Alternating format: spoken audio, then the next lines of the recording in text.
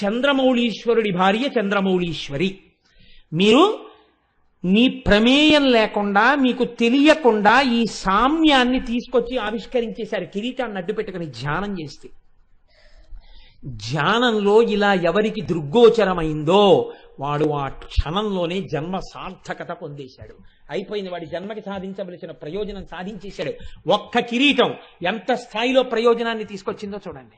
కాబట్టి ఇది శంకరాచార్యులు వారి ప్రతిపాదన. ఎందుకని శంకరాచార్యులు వారు కైలాసానికి వెళ్ళినప్పుడు పరమశివుడు 5 శివలింగాలు ఇచ్చాడు ఆయనకి. 5 శివలింగాల పేర్లు చంద్రమౌళీశ్వర లింగాలే. 5 శివలింగాల్ని శంకరాచార్యులు వారు తీసుకొచ్చి 5 చోట్ల పెట్టారు. ఒకటి కంచిలో ఉంది, ఒకటి శృంగేరిలో ఉంది, ఒకటి చిదంబరంలో ఉంది, ఒకటి కేదార్నాథ్లో ఉంది, ఒకటి నేపాల్ నీలకంఠంలో ఉంది. 5 చోట్ల ఉన్న శివలింగాల పేర్లు చంద్రమౌళీశ్వర లింగాలే. అందుకే శృంగేరి వారు సాయంకాలం పూజ చేసినా చంద్రమౌళీశ్వర ఆరాధన అంటారు, కంచివారు చేసినా చంద్రమౌళీశ్వర ఆరాధన అంటారు. చంద్రమౌళీశ్వరుని భార్య కూడా చంద్రమౌళీశ్వరియే. రూపమునందు ఇద్దరు ఒక్కలా ఉంటారు.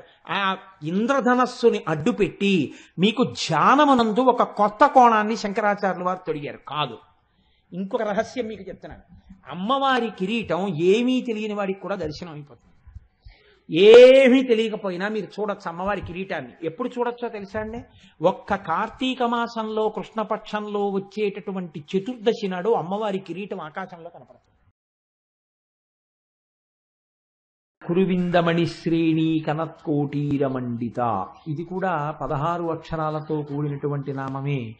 దీన్ని కూడా మధ్యలో విరవడం కానీ మధ్యలో ఆపడం కానీ చేయకూడదు, పూర్తిగానే చదవవలసి ఉంటుంది. కురువిందమణి శ్రేణి కనత్కోటీరమండిత. మీరు ఈ నామం గురించి వినే ముందు ఒక చిన్న విషయాన్ని ప్రయత్నం చేయండి వినడానికి. తల మీద పెట్టుకునేటటువంటి ఆభరణములు కొన్ని ఉంటాయి. ఎందుకని అంటే అసలు శాస్త్ర ప్రకారం అయితే ఏమిటంటే తల పాగా అని ఒకటి చుట్టుకుని ఉండాలి. అందున పండితుడైనటువంటి వాడు తప్పకుండా తలపాగా చుట్టుకుని ఉంటారు. అది ఒక లక్షణం. అందుకే నా కుండలి, నా మకుటి, నా స్రగ్వి, నాల్పభోగవాన్ అంటారు రామాయణం బాలకాండలో వాల్మీకి మహర్షి. అందుకే అసలు పండిత సత్కారము అంటే ఏంటంటే ఒక తలపాగా ఒకటి చుడతారు. అది తలపాగా చుట్టడం ఒక మర్యాద. అలాగే కంచుకములు తలకట్లును కాంచన భూషాంబరములు మెరయగ గోపకు లేతించిరి మంచి పదార్థములు కొనుచు మాధవు చూడన్. పెద్దవాళ్ళ దగ్గరికి వెళ్ళినప్పుడు తలపాగా చుట్టుకుని వెళ్తారు. అలాగే ఈశ్వర సన్నిధానంలోకి వెళ్ళి నమస్కారం చేసేటప్పుడు అవన్నీ తీసేసి నమస్కారం చేస్తారు. అది ఒక మర్యాద. అలాగే సర్వేంద్రియాణం నయనం ప్రధానం సర్వస్య గాత్రస్య శిర ప్రధానం. ఇంద్రియములన్నింటిలో కన్ను చాలా గొప్పది, అవయవములన్నిటిలో తల చాలా గొప్పది. కాబట్టి తలని రక్షించుకోవలసి ఉంటుంది. ఈశ్వరుడు అందుకే తలకి పెట్టినంత రక్షణ కవచాన్ని బహుశः దీనికి పెట్టలేదు. ఒక్క మెదడిస్తేనే ప్రపంచాన్ని తినేస్తున్నాడు. 2 కళ్ళు ఇద్దాం, 2 ముక్కు కన్నాలు ఇద్దాం కానీ మెదడొక్కటి ఇద్దామని ఒక మెదడే ఇచ్చాడు. కానీ ఆ ఒక్క మెదడిని ఎంత జాగ్రత్త చేశాడంటే బ్రహ్మాండమైన పింకొకటి పెట్టాడు, కపాలం. దీని మీద మళ్ళీ జుత్తు పెట్టాడు. అది కూడా రక్షణ కోసమనే ఈశ్వరుడు యొక్క నిర్ణయం. ఇన్నిటిని ఏర్పాటు చేసి భగవానుడు ఈ తలలోనే జ్ఞానేంద్రియములు ఎక్కువగా ఉంటాయి. పడుకున్నటువంటి వాడు పరుపు లేకపోయినా పర్వాలేదు కానీ తలగడా ఒకటి ఇప్పించండి చాలంటాడు. అందుకని తల కింద తలగడా పెట్టుకుని పడుకుంటాం. సమానత్వం అన్నది బహుశः తల దగ్గర కుదరదనుకుంటాను నేను. అసలు సమానత్వం అంటారు కానీ అన్ని వేళలా సమానత్వాలు ఎలా కుదురుతాయండి? రైలు ఎడుతుంటే బస్సుకి సమానత్వం అండి గేట్ వేయిద్దంటే, రైలు వెళ్ళేటప్పుడు గేట్ వేసి తీరుతారు. సమానత్వం ఎలా కుదురుతుంది? ఉంటాయి, ఎప్పుడూ ఉంటుంది లోకంలో. అదొక అర్ధరహితమైన సిద్ధాంతం. ఎప్పుడూ అలా సమానత్వం అనేది అన్ని వేళలా అన్ని విషయాల యందు తీసుకురావడం కుదరని పని. కాబట్టి తల అనబడేటటువంటి దానికి ఒక ప్రత్యేకమైన గౌరవం ఉంటుంది. కాబట్టి దాని కింద ఒక తలగడా పెడుతూ ఉంటాం. సర్వస్య గాత్రస్య శిర ప్రధానం. ఈ తలని రక్షించుకోవడానికి ఒక టోపీ అనబడేటటువంటి దాన్ని ఒకటి ఈ మధ్య కాలంలో వాడడం అన్నది అలవాటు. అది వైదిక సంప్రదాయంలో, భారతీయ సంప్రదాయంలోని కాదు టోపీ పెట్టుకోవడం అన్నది. సూటు, బూటు, హ్యాట్ అనేటటువంటి 3 పాశ్చాత్యుల యొక్క సంప్రదాయం. కాబట్టి అది మన దానిలోని ఇది కాదు. కానీ తేలికైనవన్నీ పట్టుకోవడం మనకు అలవాటు అయిపోయి వైదిక సంస్కృతిని పక్కన పెట్టుకోవడానికి అలవాటు పడిపోయిన వాళ్ళం. కాబట్టి తలపాగా పక్కన పెట్టి టోపీలు పెట్టుకుంటున్నాం.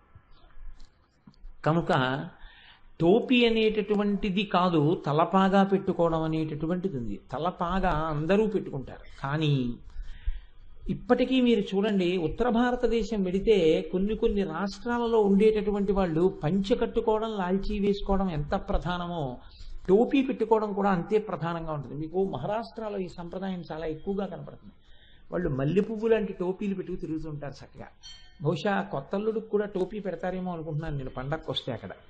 అందుకని అక్కడ టైలర్ల దగ్గర బహుశా ఒంటి కొలతలతో పాటు తల కొలతలు కూడా ఉంటాయేమో టోపీ కూడా కుట్టడానికి.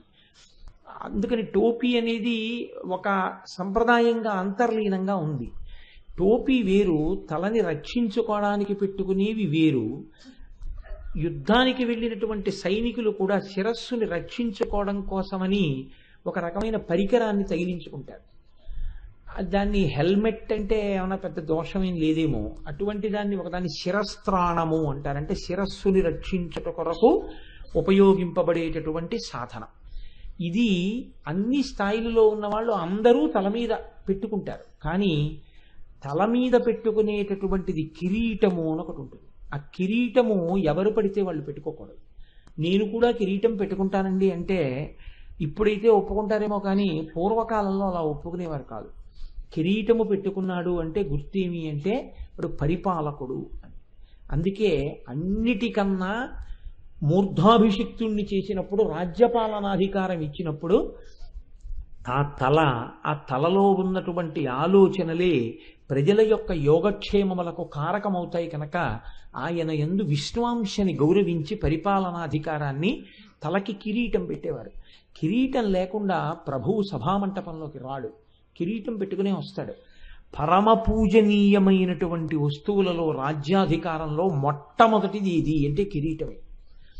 ఆ కిరీటాన్ని అంత ప్రోక్షణ చేస్తారు, అంత భద్రంగా ఉంచుతారు. దాన్ని సమంత్రకంగా తీసుకొచ్చి తల మీద అమరుస్తారు. తర్వాత రాజదండాన్ని చేతికిస్తారు. కిరీటము లేనివాడు ప్రభువు కాడు. కిరీటము పెట్టుకుని పరిపాలన చేస్తారు. కాబట్టి కిరీటం అనగా ఏమి? పరిపాలనకు గుర్తు. అమ్మవారు కూడా కిరీటం పెట్టుకుంది. కాబట్టి మనం ఏమంటున్నామంటే అమ్మవారిని చూసి, అమ్మా కురువిందమణి శ్రేణీ కనత్కోటీర మండిత, నీ తల మీద పద్మరాగమణులతో తయారు చేయబడినటువంటి కిరీటము ప్రకాశించుచున్నది, లేదా పద్మరాగమణులతో ప్రకాశించుచున్నటువంటి కిరీటమును ధరించి ఉన్నదానా. మీరొక్కటి ఆలోచించండి, పద్మరాగమణులతో కూడిన కిరీటం అమ్మవారు పెట్టుకుంటే మీకు ఒరిగేది ఏమైనా ఉందా? ఆవిడ పద్మరాగమణులతో కూడిన కిరీటమును పెట్టుకున్నది అని మీరు నామని చెప్పారనుకోండి, దీనివల్ల మీకు ఏమైనా ప్రయోజనం ఉంటుందా? లేకపోతే ఆవిడ పెట్టుకుందని మీరు గుర్తించారా? ఇది ఎలా ఉంటుందంటే, ఇప్పుడు డాబ్ అని ఒకటి ఉంటుంది లోకంలో, అది నాకు ఇది ఉంది అని అవతలవాడు గమనించాలని ఒక తాపత్రయం ఉంటుంది. ఆయన ఒక కొత్త ఉంగరం చేయించుకున్నాడు అనుకోండి, మీరు గమనించకపోతే అవసరం ఉన్నా లేకపోయినా ఇలా ఇలా అంటాడు. అంటే ఏంటంటే ఆఖరికి ఉంగరం చేయించుకున్నారంటే బావగారు అనాలి, అన్న తర్వాత అప్పుడు మామూలుగా ఉంటాడు, ఉంచుతాడు చెయ్యి. అలా మీరు గమనించాలి అని తన డాబు వ్యక్తం అవడానికి చేసేటటువంటి పరిశ్రమ అది. ఆవిడ కిరీటం పెట్టుకుంది అని మీరు చెప్పడం, ఆ కిరీటంలో పద్మరాగమణులు ఉన్నాయని మీరు చెప్పడం, ఆవిడ పెట్టుకున్నటువంటి కిరీటం యొక్క గొప్పతనాన్ని చెప్పడమా? అంతకన్నా అందులో మీకేదైనా ప్రయోజనం ఉందని వసిన్యాది దేవతల చేత అమ్మవారు చెప్పించిందా? ఈ కోణంలో మీరు పరిశీలనం చెయ్యనప్పుడు మీకు ఆ నామం వలన ఉత్తర క్షణంలో ఒరిగేటటువంటి ప్రయోజనం ఏమీ ఉండదు. ఏదో నామం చెప్పట్లేదా అంటే నామం చెప్తున్నారా, నామం చదువుతున్నారంతే. కానీ మీరు కొంచెం జాగ్రత్తగా ఆలోచన చేస్తే పరిపాలన అన్న మాటలో హద్దు నిర్ణయము అన్నది ఒకటి ఉంటుంది. మీరు చూడండి, అందుకే నేను చదువుకున్న చదువుతో తన సంస్థలో ఏ పని చేయించుకోవడానికి అవకాశం ఉన్నది నిర్ణయించుకుంటాడు ఒక సంస్థ యజమాని. ఈయన బీకామ్ పాస్ అయ్యారు, post graduate diploma in industrial relations personal management pass అయ్యారు, ఈయనతో మనం ఈ పని చేయించుకోవచ్చు. ఆయన నాకు ఒక అధికార పత్రం ఇస్తాడు, నువ్వు నా సంస్థలో ఈ హోదాతో ఉద్యోగం చేయవచ్చు, నీకు నెలకింత ఇస్తాను అని చెప్తూ ఆఖరణ ఒక పారాగ్రాఫ్ రాస్తారు. Your services are liable to be dismissed at any moment without assigning any reason whatsoever. నీ సేవలను మేము ఏ జీతం ఇచ్చి ఉపయోగించుకుంటున్నామో ఆ సేవలను ఏ కారణం చేత ఎప్పుడైనా నీకు కారణం చెప్పకుండా తొలగించగలిగిన అధికారం మేము ఉంచుకుంటున్నాం. ఇప్పుడు మీరు ఒక్క విషయం ఆలోచించండి. పరిపాలనమునందు ఆయన ఎక్కడో కూర్చుని ఉండొచ్చు. మీకు ఇచ్చిన పని ఏం చేస్తున్నారన్నది ఆయన రెండు రకాలుగా గమనిస్తాడు. ఒకటి, మీరు చేస్తున్న పని సంస్థ యొక్క ప్రయోజనానికే పనికొస్తోందా, మీ వ్యక్తిగతమైన పనికి పనికొస్తోందా? వ్యక్తిగత ప్రయోజనం కాదు. సంస్థకి వెళ్ళిన తర్వాత సంస్థ ప్రయోజనానికి మీరు పాటుపడడం ముఖ్యం. ఇది ప్రధాన లక్ష్యం.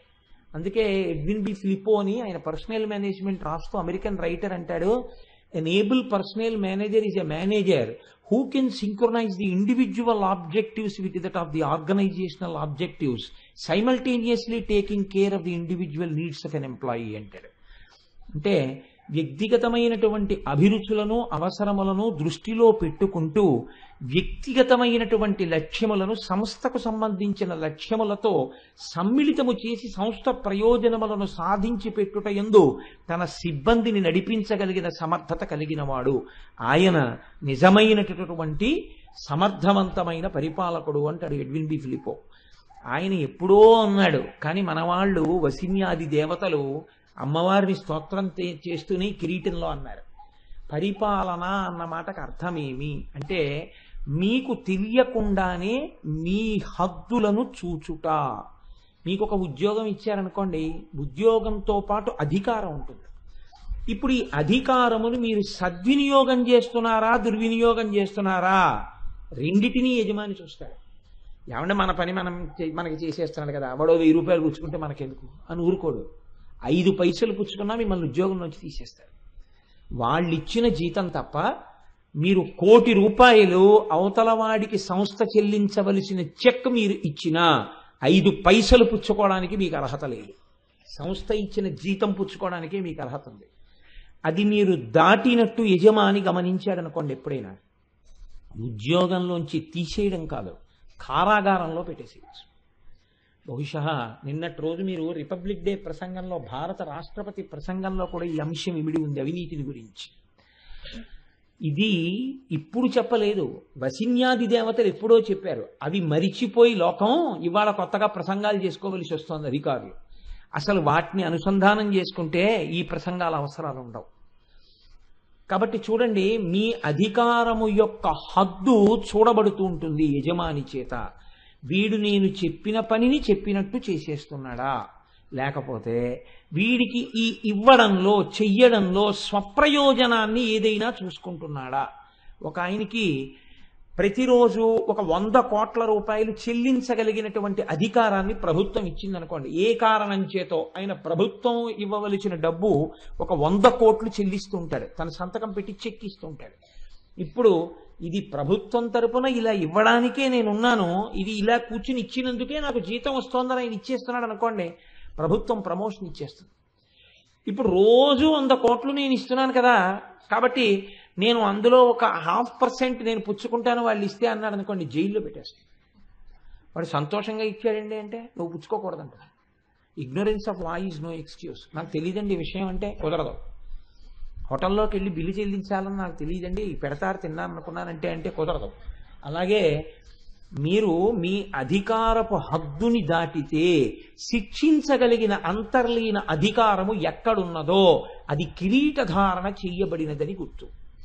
కిరీటము పెట్టుకుని ఉన్నది అంటే కేవలము మీకు ఒక అధికారాన్ని ఇస్తుంది, శిక్షించే శక్తిని తన దగ్గర పెట్టుకుంటుంది.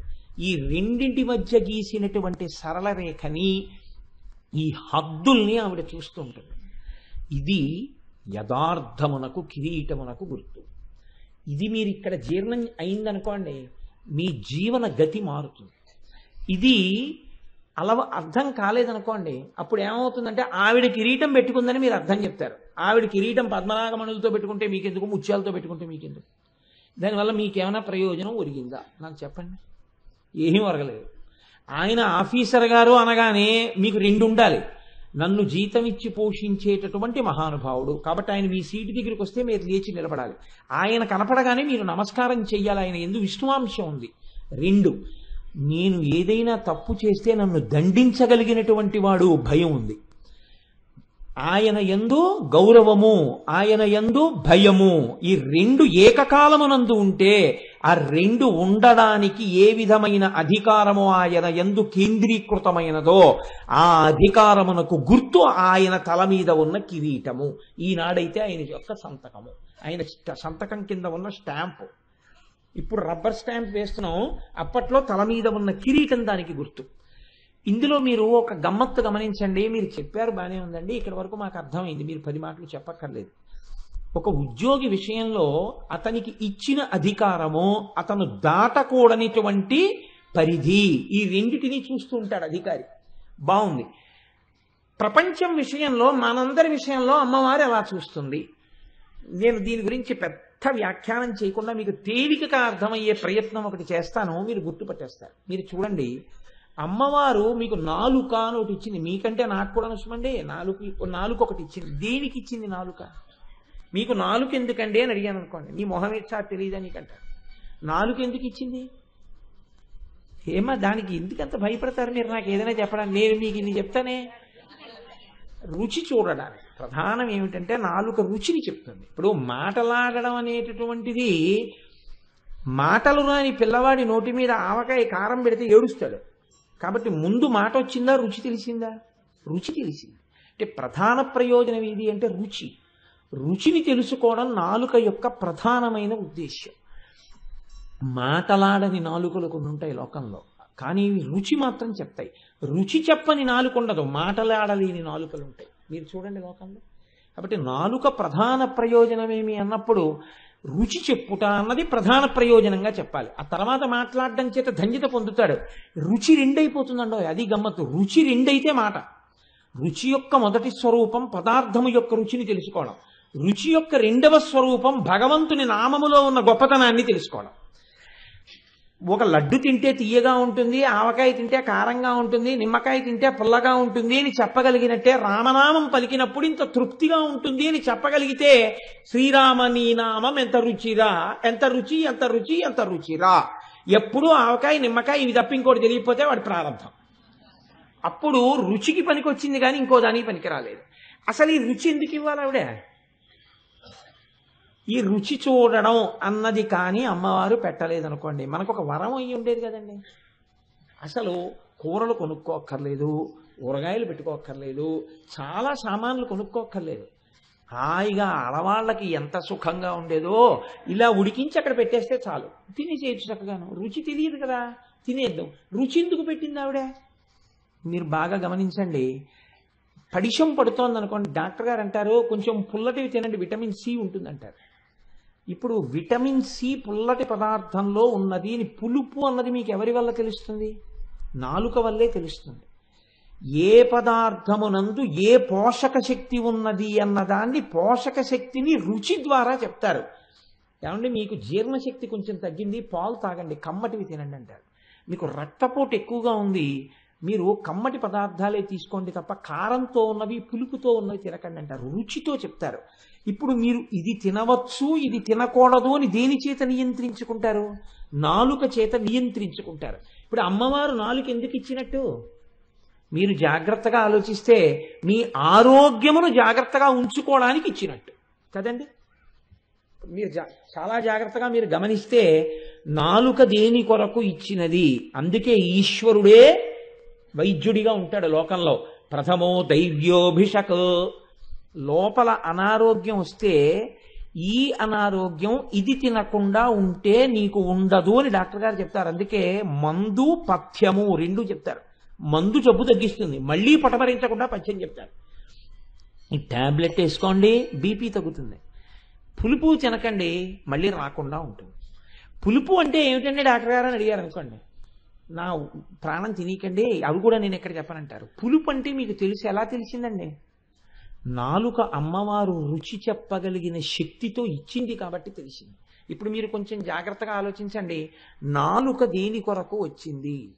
మీ ఆరోగ్యమును నిలబెట్టుకొనుట కొరకు వచ్చింది. ఇది ఆవిడ మీకు ఇచ్చిన ఉద్యోగంతో పాటు ఇచ్చిన అధికారం. ఏమిటి అధికారం?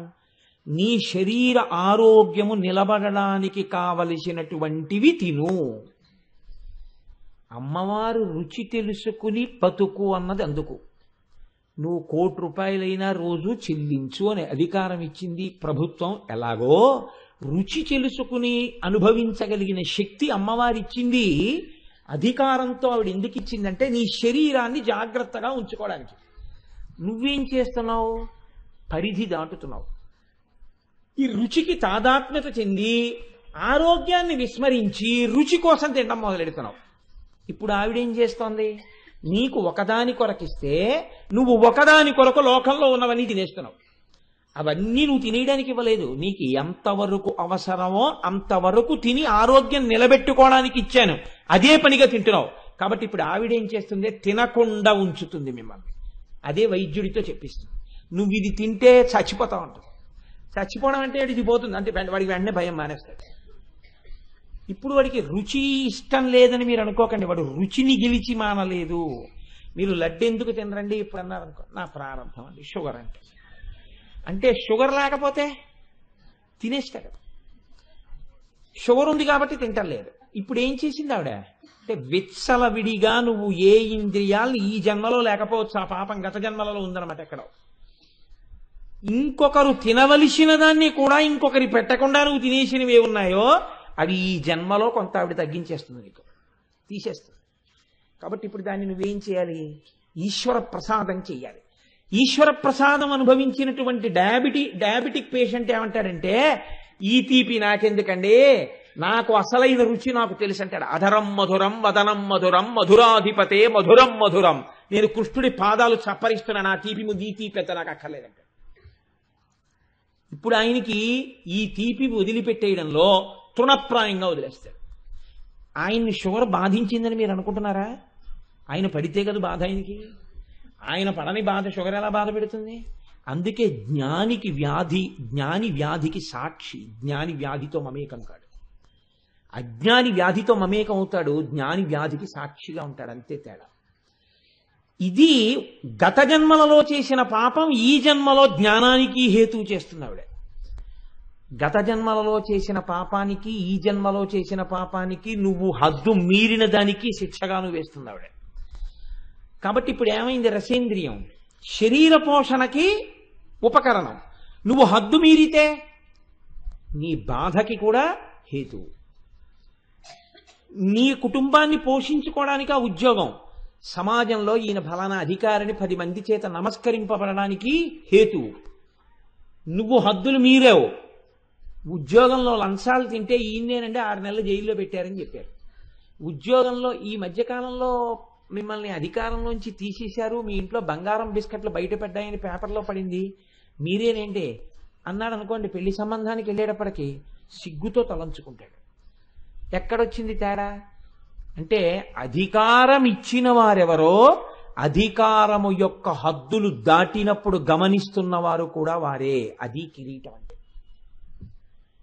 ఈశ్వరుడు శరీరమునందు కామం ఇచ్చాడు మనస్సుకి. మీరు జాగ్రత్తగా ఆలోచించండి. ఒక ఆయన అడిగాడు, అసలు మనస్సుకి కామం అన్నది ఉండి ఉండకపోతే అసలు ఇన్ని అల్లర్లు ఎందుకు జరుగుతాయండి లోకంలో? ఇన్ని మానభంగాలు, ఇంత వెర్రి చూపులు, ఈవి టీజింగులు, ఇవన్నీ ఎందుకుంటాయి? అసలు కామం అన్నది ఇవ్వకపోతే గొడవ వదిలిపోయేది కదండి. ఎందుకు ఇచ్చినట్టండి ఈశ్వరుడు? ఇవ్వడం ఎందుకు? అది శత్రువు అనడం ఎందుకన్నాడు. శత్రువు చేసుకున్నవాడివి నువ్వు. ఈశ్వరుడు దాన్ని నీకు ఇచ్చింది స్నేహితుడిగా ఇచ్చాడు.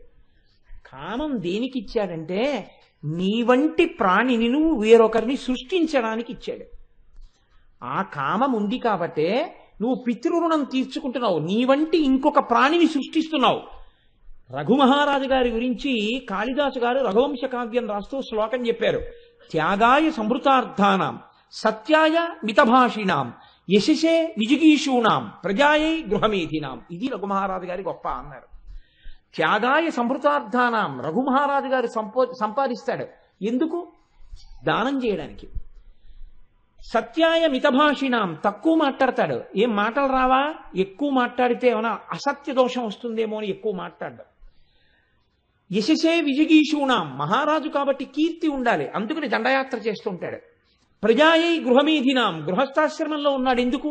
తనలాంటి ప్రాణులను తాను కనాలి కాబట్టి భార్యలతో కలిసి సంసారంలో ఉన్నాడు. ఇప్పుడు ఈ కామమునకు ఒక హద్దు ఉంది. ఈ కామాన్ని మీరు మీ స్నేహితుడిగా వాడుకుని మీ ధర్మపత్ని యందు కామాన్ని ఉంచుకుంటే అది మీకు పురుషార్థమైపోయింది. మీ పితృరుణం తీరడానికి, మిమ్మల్ని ఉన్నతలోకాలకి పంపడానికి కొడుకనేటటువంటి అర్థమును కటాక్షిస్తోంది. అమ్మవారు కామమును ఇచ్చింది కదా అని దాన్ని విశృంఖలత్వంలోకి తీసుకెడితే, రామాయణంలో అమ్మవారు అంటుంది, ఈ బలం ఎంతకాలమో తెలుసా రావణ, నీ మలము మూత్రము నువ్వు విసర్జించగలిగినంత కాలమే. ఒకనాడు అమ్మవారు ఏం చేస్తుందంటే, శక్తినిచ్చానని కదా తిరిగావు, ఇప్పుడు 2 శక్తులు తీసేస్తున్నాను ఇచ్చిన దాన్నే కాబట్టి. నీ మలము నీవు వెళ్ళి విసర్జించలేవు, నీ మూత్రము నీవు వెళ్ళి విసర్జించలేవు, వేరొకరు తీయవలసి ఉంటుంది. అంతే, అయిపోయింది వాడి బతుకు. బస్, నేను ఇంక చెప్పక్కర్లేదండి. భార్య అయినా సరే అలా చూసి ఓ 2 నెలలు చేస్తారు, 3 నెలలు చేస్తారు, ఇంకా విసిగెత్తిపోయి అంటారు, అబ్బా ఇంకా ఇంత బాధపడే కన్నానండి. అప్పుడు నువ్వు బతికున్నట్ట చచ్చిపోయినట్ట? ఇచ్చిన శక్తిని సద్వినియోగం చేసుకుని ఉంటే పువ్వు వెళ్ళిపోయినట్టు ఈ లోకంలోంచి వెళ్ళిపోయి ఉండుండేవాడి. వెళ్ళిపోవడం ఎలాగో తథ్యం కాబట్టి. అందుకే అన్నీ తెలుసున్న వాడికి అమావాస్య మరణం, ఏమీ తెలియని వాడికి ఏకాదశి మరణం అని ఎందుకు వచ్చిందో తెలుసా అండి? ఏమీ తెలియని వాడికి ఒక్కటి తెలుసు, భగవంతుడి పట్ల భక్తితో బతకడం. అందుకని వాడు హద్దు మీరలేదు. అన్నీ తెలుసు కాబట్టి ఏది చేసినా ఎలా సమర్థించుకుందామని సమర్థించుకోవడానికి వీలుగా తప్పులు చేశాడు, పతనావస్థని పొందాడు. కాబట్టి నీ ప్రవర్తనకి ఒక నియతి ఉన్నది. నీకు ఏది ఇయ్యబడినా అందులో అమ్మవారి అనుగ్రహాన్ని నువ్వు ఎంతవరకు వాడుకోవచ్చో తెలుసుకుని వాడుకో. మించి వాడుకుంటే ఉత్తర క్షణంలో అమ్మవారు శిక్ష కూడా వెయ్యగలదు. ఎలా వెయ్యగలదో, కనత్కోటి రమండిత, కిరీటం పెట్టుకుంది, ఖబర్దార్ ఏమనుకుంటున్నావో, ఆవిడికి అన్నీ తెలుసు. ఏమండి, కిరీటం పెట్టుకుని ఎక్కడో కూర్చుంది కదా, ఇక్కడనే చేసేవి ఎలా తెలుసు? చిత్రంగా ప్రతి చోట కూర్చుని గుప్తంగా రాసుకుంటూనే ఉంది. కాబట్టి ఆవిడే చిత్రగుప్తుడు. నువ్వు మనసుతో ఏం చేస్తున్నావో కూడా ఆవిడికి తెలుసు. ఎంత నిజాయితీగా ఉంటున్నావో ఆవిడికి తెలుసు. పై వాళ్ళకి తెలియకపోవచ్చు, ఆవిడ అన్నీ రాస్తుంటుంది. ఏది వదిలిపెట్టదు, చక్కగా వేస్తుంది శిక్ష. వేసినప్పుడు బాధపడతావు. కాబట్టి ఇచ్చినది నువ్వు సంతోషించడానికే ఇచ్చింది, నువ్వు సుఖపడడానికే ఇచ్చింది. ఆవిడ ఉద్దేశ్యం నువ్వు సుఖపడాలని, అమ్మ వండింది నువ్వు తినాలని, నీకు ఇచ్చింది నువ్వు అనుభవించాలని. కానీ ఒక నియమంలో అనుభవించమని ఇచ్చింది. దేనికైనా ఒక నియతి ఉంది.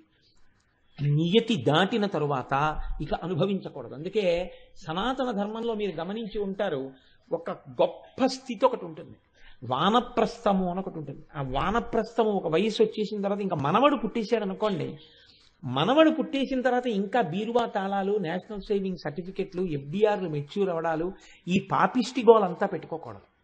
అన్నీ ఇచ్చేసి వానప్రస్థమని నువ్వు ఎక్కడికో వెళ్ళిపోలేకపోతే, కొడుకున్న చోట హాయిగా నువ్వు ఒక్క గది కట్టుకొని, కొడుకున్న చోటుకి కూడా వెళ్ళలేరు కొంతమంది. ఎందుకు వెళ్ళలేరు? ఖచ్చితంగా అభిజాత్యం.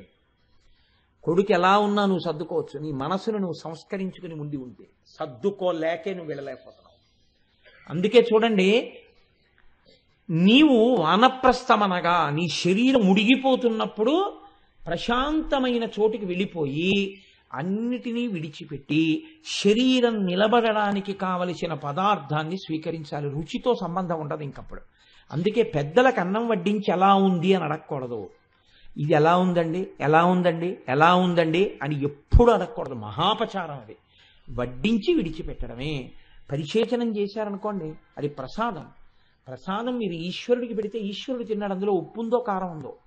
నువ్వు కూడా అంతే, ప్రసాదాన్ని అలాగే తినాలి. పూర్వకాలంలో అందుకే పెద్దలు భోజనం చేయడం అంటే తమలపాకుల్ని లవంగ మొగ్గలతో కుట్టుకుని చేసేవారు. చేస్తే అందులో పదార్థాన్ని వడ్డిస్తే అంతా అయిపోయిన తర్వాత ఆ తమలపాకులు లవంగ మొగ్గలతో కూడినటువంటి దాన్ని మడత వేసేసి నోట్లో పెట్టుకుని లేచిపోయేవారు. అది ఈశ్వరుడు యొక్క శేష పాత్ర. దాన్ని ఎక్కడ పారేస్తారు మీరు? ఈశ్వరుడు భోజనం చేసిన పాత్ర మీరు నైవేద్యం పెట్టింది. అందుకని లవంగ మొగ్గలతో కుట్టిన తమలపాకుల విస్తళ్లలో పెద్దలు పూర్వం భోజనం తీసుకునేవారు. అది వాళ్ళ జీవితాల్లో అలా అనుష్ఠించారు. అంత భగవన్మయం చేసుకుంటారు. ఒక స్థితికి వెళ్ళిపోయిన తర్వాత అడుగు తీసి అడుగు వేస్తే ఈశ్వరానుసంధానం చేసుకుంటారు జీవితాన్ని. అది రావాలి. సాలెపురుగు తన నోటి నుంచి వచ్చిన దారణతో గూడు కట్టుకున్నట్టు నిరంతరం మనసులో భగవంతుడి గురించిన జరిగినటువంటి స్మరణల చేత అల్లుకుంటారు తన జీవితాన్ని. ఇలా అల్లుకోగలిగినటువంటి శక్తి పెంచుకొని పరమతృప్తితో జీవనాన్ని చేస్తూ ఉంటారు. ప్రయత్నపూర్వకంగా నువ్వు అటువంటి దిశ వైపుకి అడుగులు వెయ్యాలి.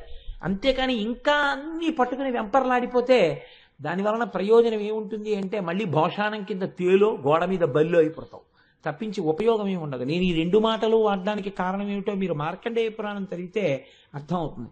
ఇంతకన్నా నేను చెప్పను. ఎందుకంటే ఇప్పుడు మళ్ళీ చెప్తే ఆ మార్కండేయ పురాణానికి వెడితే జన్మ పునర్జన్మ ఈ అల్లరి అంతా మొదలెట్టానంటే ఎప్పటికవుతాయి ఇవన్నీ. కాబట్టి చాలు. అయితే మరి ఏమండి మీరు చెప్పింది బాగుంది, ఈ హద్దు తెలిస్తే ప్రయోజనం ఏమిటి? తెలుసుకున్నాం. అయితే అమ్మవారు కామం ఇచ్చినది, అది తన ధర్మపత్ని యందు కామంతో ఉండడం దోషం కాదు. నా భార్య యందు నాకు కామం ఉంటే దోషము అని పిలవకూడదు. అది శాస్త్రం అంగీకరించింది. నేను అగ్నిసాక్షిగా చెప్పాను, ధర్మేచ అర్ధేచ కామేచ నాతిచరామి, ఈమెను నేను అతిక్రమించనని చెప్పాను. కానీ ఈ కామము వేరొక స్త్రీ యందు నాకు ఉండకూడదు. ఎవరైనా కావచ్చు, వయస్సుతో సంబంధం లేదు. ఎవరినైనా గురువుగారు అని నన్ను పిలిచారనుకోండి, వెంటనే నేను వాళ్ళలో ఎవరిని చూడాలంటే నా కూతుర్నే చూస్తానంతే. ఆమె ఎంత వయస్సు నాకు అనవసరం, ఆవిడ నా కూతురు. నా బిడ్డ ఎలా ఉంటుందో ఆమె యందు నేను ఆ భావనతోనే ఉంటాను, అంత మనసు విశాల హృదయంతో. నా పిల్ల అల్లరిని, నా పిల్ల మాటల్ని వాళ్ళల్లో చూస్తే అంత ఉదారంగా, అంత సంతోషంగా వాళ్ళతో ఉంటాం అంతే. అంతకు తప్ప ఇంకొక ఉద్దేశ్యం నీ మనసులో రాకూడదు. దానికి విరుగుడు ఒక్కటే చెప్పింది శాస్త్రం, తల్లిగానన్నా భావన చేయి, నిన్ను తండ్రిగానన్నా భావన చేసుకో, అంతే. విరిగిపోతుంది కామం, దాని చేత ఉద్ధరింపబడతావు. అయితే బాగుంది, నిజమే.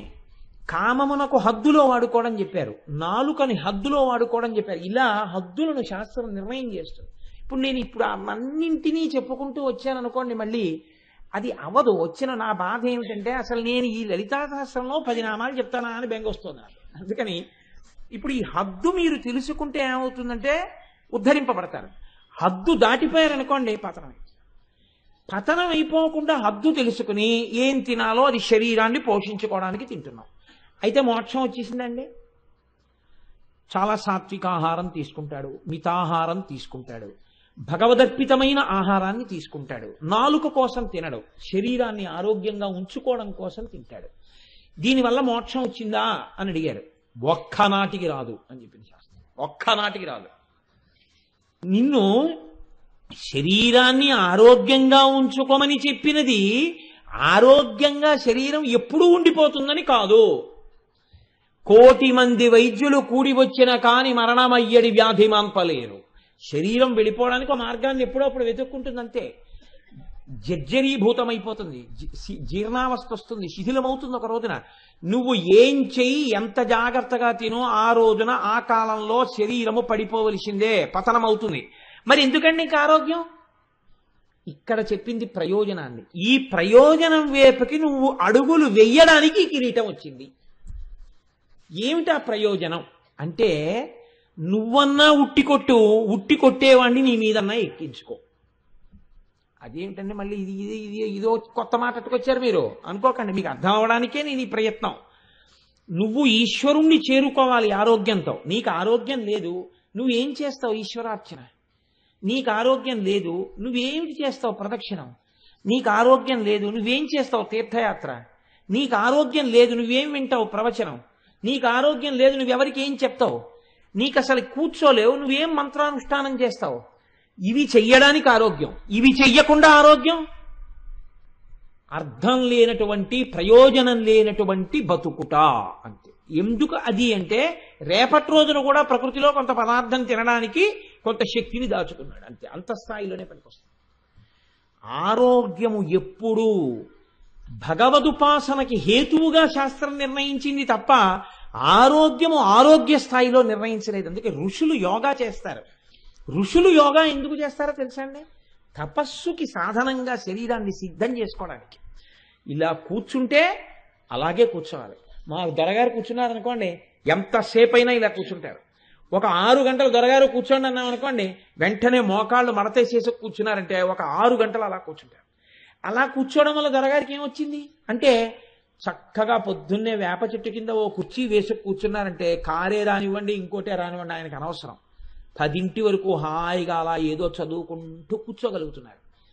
ఆ ఆరోగ్యం నిలబెట్టుకోలేనటువంటి వాళ్ళు ఏమయ్యారు? అలా కూర్చుని ఇవాళ చదువుకుందాం అంటే అవకాశం లేదు. అందుకు ఆరోగ్యం ఈశ్వరుణ్ణి చేరడానికి ప్రయోజనంగా నువ్వు నిలబెట్టుకోవాలి ఆ హద్దుని. అందుకు కాకుండా ఆరోగ్యం ఉందనుకోండి, ఉత్తినే నేను అయ్యి బాబోయ్ ఏమైనా అయిపోతుందేమో అని చాలా జాగ్రత్తగా ఉంటానండి, చాలా ఆరోగ్యంగా ఉంటానండి, రోజు న్యూరోబియాన్ ఇంజక్షన్లు చేయించుకుంటాను, 1,00,000 బి కాంప్లెక్స్లు తినేస్తాను, సీజనల్ ఫ్రూట్స్ అని తినేస్తుంటాను, ఓ వాకింగ్ చేసేస్తుంటాను, యోగా చేసేస్తుంటాను, దండీలు కొట్టేస్తుంటాను. దేని కొరకు? ఇంకోటి ఇబ్బంది పెట్టడానికి, నీ కండాలు చూపించి. ఎందుకది? అప్పుడు అది పనికిరాదు. దేనికి పనికి రావాలి? ఈశ్వరార్చనకి పనికి రావాలి, ఈశ్వరుణ్ణి చేరడానికి పనికి రావాలి. అలా చెయ్యగా చెయ్యగా చెయ్యగా శరీరం పనికి రాకుండా అయిపోయినప్పుడు మనస్సుతో చెయ్యడానికి సిద్ధపడిపోవాలి. అప్పుడు ఆ మనసు కుదురుకుని నిలబడిపోతే, మనసుతో ఆరాధన చేస్తుండగా నీ శరీరము పడిపోతే నువ్వు ఈశ్వరుణ్ణి చేరిపోతావు. ఈ హద్దులు తెలుసుకున్నవాడు ఈశ్వరుణ్ణి చేరుతున్నాడు. ఈ హద్దులు మీకు చెప్పడానికి ఆ కిరీటం.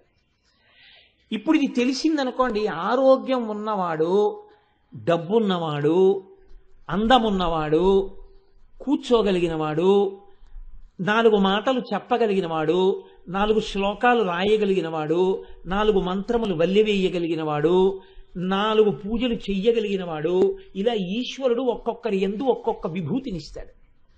మీరు చూడండి, మనం వెంకటాచల వైభవము అని ఒకటి చేశాం. వెంకటాచల వైభవం కోటేశ్వరారు చేశారా? వెంకటాచల వైభవం దొరగారు చేశారా? వెంకటాచల వైభవం గోపాలకృష్ణ గారు చేశారా? వాళ్ళు ముగ్గురు చేసుకోలేదు.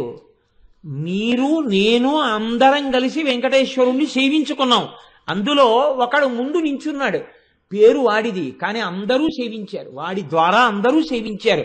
కోటేశ్వరారు ప్రవచనం చేశారు, కోటేశ్వరరావు గారు అందులో ప్రధాన పాత్ర వహించారని మీరు అనుకోవచ్చు, గోపాలకృష్ణ గారు ప్రధాన పాత్ర వహించారని మీరు అనుకోవచ్చు. గోపాలకృష్ణ గారు తన కొరకు చేసుకోలేదు, గోపాలకృష్ణ గారు మనందరి కొరకు చేశారు.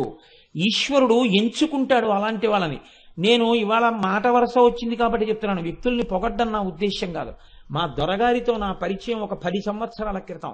దొరగారితో నేను పరిచయం పెట్టుకోవడానికి కారణం ఒకటే, నేను వారి దగ్గరికి వెళ్ళింది అద్దింటి కోసం. నేను ఆయన్ని చూసి సంతోషించింది వేరొక కారణానికి.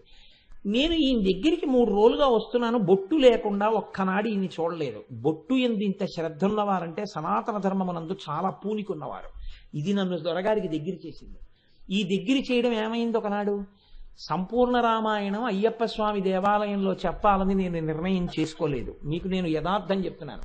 నేను ఇంకొక చోట చెప్పడానికి నిర్ణయం చేసుకుని, నాకు దొరగారి యందున్న గౌరవంతో దొరగారి దగ్గరికి వెళ్ళి, దొరగారు సంపూర్ణ రామాయణం ఫలానా చోట చెప్పాలని నిర్ణయం తీసుకున్నారని చెప్పాను.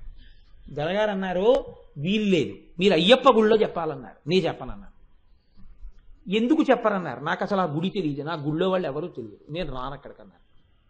అంటే దొరగారు అన్నారు, అక్కడ గోపాలకృష్ణ గారు ఉన్నారు, మీరు చెప్పాలన్నారు. గోపాలకృష్ణ గారు ఎవరన్నారు, నాకు తెలియదు, నాకు పెద్ద పరిచయం లేదు. కానీ నేను ఆయన్ని 1-2 సందర్భాల్లో చూశాను. మహానుభావుడు, నిష్కళంకుడు, తన కోసమన్న కోరిక లేనివాడు, 10 మందిని తరింప చెయ్యాలన్న తాపత్రయం ఉన్నవారు, 5 పైసలు తన కొరకు వాడుకోరు. ఎంతమంది పూజ చేసుకున్నా తన భార్యని కూడా కూర్చోపెట్టి కనీసం గోత్రనామాలు చెప్పించి చేయించారు. ఆ టిక్కెట్ మీద ఇంకోళ్ళు కూర్చుంటారని అవకాశం ఇస్తారు. అటువంటి వ్యక్తి అక్కడ ఉన్నారు కాబట్టి చక్కగా జరుగుతుంది. ఆయన్ని నమ్మి మీరు అక్కడ చెప్పండి అన్నారు. గోపాలకృష్ణ గారు ఎవరో నాకు తెలియదు. ఇక్కడ రామాయణం మొదలెట్టాను. తర్వాత గోపాలకృష్ణ గారు అనబడేటటువంటి ఇంకొక వజ్రం నాకు దొరికింది. చూడండి, ఇది ఉట్టి కొట్టడం అంటారు. ఉట్టి కొట్టడం అంటే ఏమిటో తెలుసా అండి?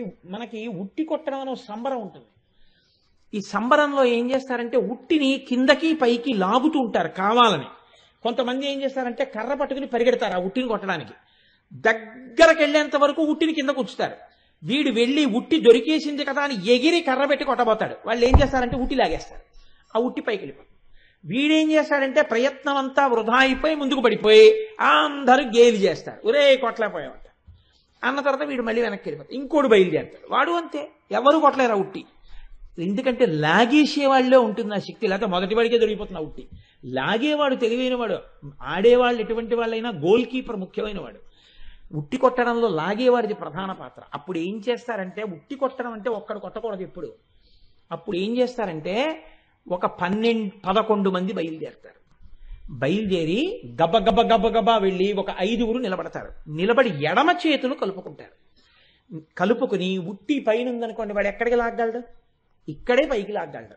అంతేగాని ఉట్టిని ఇక్కడ ఉన్నదాన్ని అక్కడికి మాత్రం వాడు తీసుకెళ్ళలేడు. ఇక్కడే మీకు అందకుండా లాగుతున్నాడు. 5గురు వెళ్ళి ఉట్టి కింద నించుని ఎడం చేతులు పట్టుకుంటారు. కుడి చేయి ఖాళీగా ఉంచుతాడు ఈ చివర ఆయన. ఇప్పుడు ఈ 5గురు పట్టుకున్న తర్వాత ఇంకో 4 పరిగెత్తుకుంటూ వచ్చి పట్టుకున్న ఎడం చేతుల్లో కాళ్ళేసి వీళ్ళ భుజాలు ఎక్కుతారు. ఎక్కి 5గురి మీద 3 నించుంటారు. ఈ భుజం మీద ఈ భుజం మీద అలా కాళ్ళేసి నించుని వాళ్ళేం చేస్తారంటే వాళ్ళు కూడా చేతులు ఇలా పట్టుకుంటారు. ఇంకో 2 పరిగెత్తుకొచ్చి వీళ్ళ చేతిలో కాలేసి వాళ్ళ చేతిలో కాలేసి పైకెక్కి ఆ 3 మీద 2 నించుంటారు. ఇప్పుడు ఆ 2 మీద ఒకడు నించోవాలి. వాడి ఈ చేతుల్లోంచి ఎక్కడ ఈ కుడి చేతులు ఇలా పెడతారు. పెడితే మెట్లు ఎక్కినట్టు వాడు వాళ్ళ భుజాలు పట్టుకుని వాళ్ళు కదలకుండా స్తంభాల నిలబడిపోతారు. వీడేం చేస్తాడంటే ఈ కుడి చేతి మించి మెట్లు ఎక్కినట్టు ఎక్కేసి ఆ పైన 2 మీద 2 భుజాల మీద నిలబడతాడు. ఇప్పుడు వాడికన్నా ఉట్టి కిందకుంటుంది. ఇప్పుడు వీడు ఎక్కగానే ఉట్టిని లాగిన వాడిని చూసి నవ్వుతారు అందరూ. ఇప్పుడు లాగి ఎక్కడికి లాగుతావా? అప్పుడు వాడు ఏం చేస్తాడంటే అలాగే నిలబడతాడు. ఈయన ఏం చేస్తాడంటే ఉట్టి కొట్టేస్తాడు. పెరుగు పాలు అందరి మీద పడతాయి అందులో ఉన్నవి. అప్పుడు అందరూ జేజేలు కొడతారు. వీళ్ళు జాగ్రత్తగా ముందు పైవాడు దిగే లోపల ఉట్టి కొట్టేశామని కింద 5గురు కదలరు. మీరు గమనించాలి. పైవాడు మళ్ళీ కిందకు వచ్చేస్తాడు. తర్వాత 2 వచ్చేస్తారు. తర్వాత 3 వచ్చేస్తారు. తర్వాత 5గురు కదులుతారు. సనాతన ధర్మం యొక్క గొప్పతనం ఏంటంటే మనం ఇంద్రియాలని ఎలా వాడుకోవాలో తెలుసుకుని చెయ్యి కలుపుకోవాలి. అందుకు భజన వచ్చింది, అందుకు కీర్తన వచ్చింది, అందుకు ప్రవచనం వచ్చింది, అందుకు సామూహిక కార్యక్రమాలు వచ్చాయి. అందరం కలిసి ప్రయాణించాలి. అందరం చెయ్యి పట్టుకుంటే ఉట్టి కొట్టిన వాడు ఎవడో ఒకడే కొడతాడు. కానీ వీళ్ళు లేకపోతే వాడు ఉట్టి కొట్టలేడు. కాబట్టి వాడంటాడు వీళ్ళందరి వల్లే నేను ఉట్టి కొట్టానంటాడు. వాడు ఉట్టి కొట్టగానే వీళ్ళందరూ సంతోషిస్తారు, చూసేవాళ్ళు సంతోషిస్తారు. ఒరే ఈ 11 మంది భలే కొట్టారురా కలిసి అంటారు. కదలకుండా వీళ్ళు నిలబడ్డారు కాబట్టి పైవాడు కొట్టాడు. వీళ్ళు కదిలిపోతే వాడు కొట్టలేడు. అలా ఒక్కొక్క ఉత్సవంలో ఒక్కొక్కడికి పేరు ప్రఖ్యాతులు వస్తాయి. వాడిది కాదు గొప్ప. కింద కదలకుండా నిలబడినటువంటి వాళ్ళు 10 మంది ఉన్నారే వాళ్ళది గొప్ప. వాళ్ళు లేకపోతే వాడు కొట్టలేడు. సనాతన ధర్మంలో ఒకడు ఉంటాడు, చెయ్యి కలుపుతాడు. ఎవరితో? పాణిగ్రహణం. భార్య చెయ్యొచ్చుకుంటాడు. ఇలాగా పుచ్చుకున్న తర్వాత ఏం చేస్తాడు? వీళ్ళ మీదకి ఇంకో 3 వస్తారు, పిల్లలు వస్తారు. అందరిది ఏమవ్వాలి ఉద్దేశ్యం? ఈశ్వరుణ్ణి చేరడమే. అందుకే భార్య భర్త కలిసి ఏం చేయాలి? ధర్మానుష్ఠానం చేయాలి. వీళ్ళిద్దరూ కలిసి ఏం చేయాలి? కొడుక్కి గాయత్రి ఉపదేశం చేయాలి. కొడుకు ఏం చేయాలి? గాయత్రి అనుష్ఠానం చేయాలి. ఆ కొడుకు కూతురుని ఏం చేయాలి? చక్కగా కన్యాదానం చేసి ఒక అల్లుడిని తెచ్చుకోవాలి. ఇలా పెరగాలి 11 మంది. అప్పుడు చెయ్యి పట్టుకోవాలి. పట్టుకుంటే ఈ పెద్ద ఆయన ఏం చేస్తాడు? ఉట్టి కొట్టేస్తాడు. ఈయన ఉట్టి కొట్టేశాడంటే ఈయన తడిసిపోయాడు పెరుగులో, అంటే ఈయన చేరిపోయాడు పరబ్రహ్మంలో. ఇప్పుడు తరువాతి వాడి వంతు వస్తుంది, వాడు ఉట్టి కొట్టేయాలి. తర్వాత వాడి వంతు వస్తుంది, వాడు ఉట్టి కొట్టేయాలి. అందరూ ఏం చేయాలి? అందరూ ఉట్టి కొట్టాలి. అందరూ ఉట్టి కొట్టడానికి మిగిలిన వాళ్ళందరూ ఏం చేయాలి? చెయ్యి పట్టుకుంటూ ఉండాలి. ఇది పరంపర. ఈ కొట్టడం నేర్పేవాడు ఉండాలి, వాడి పరంపర వెడుతూ ఉండాలి. 2 పరంపరలు ఏకకాలంలో వెళ్ళాలి.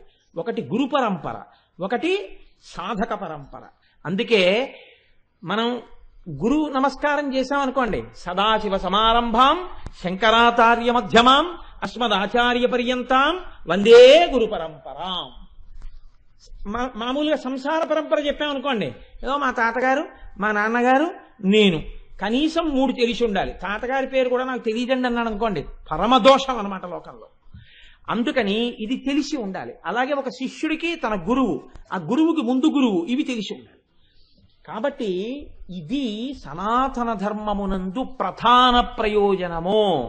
ఏది ప్రధాన ప్రయోజనమో ఉట్టి కొట్టుట.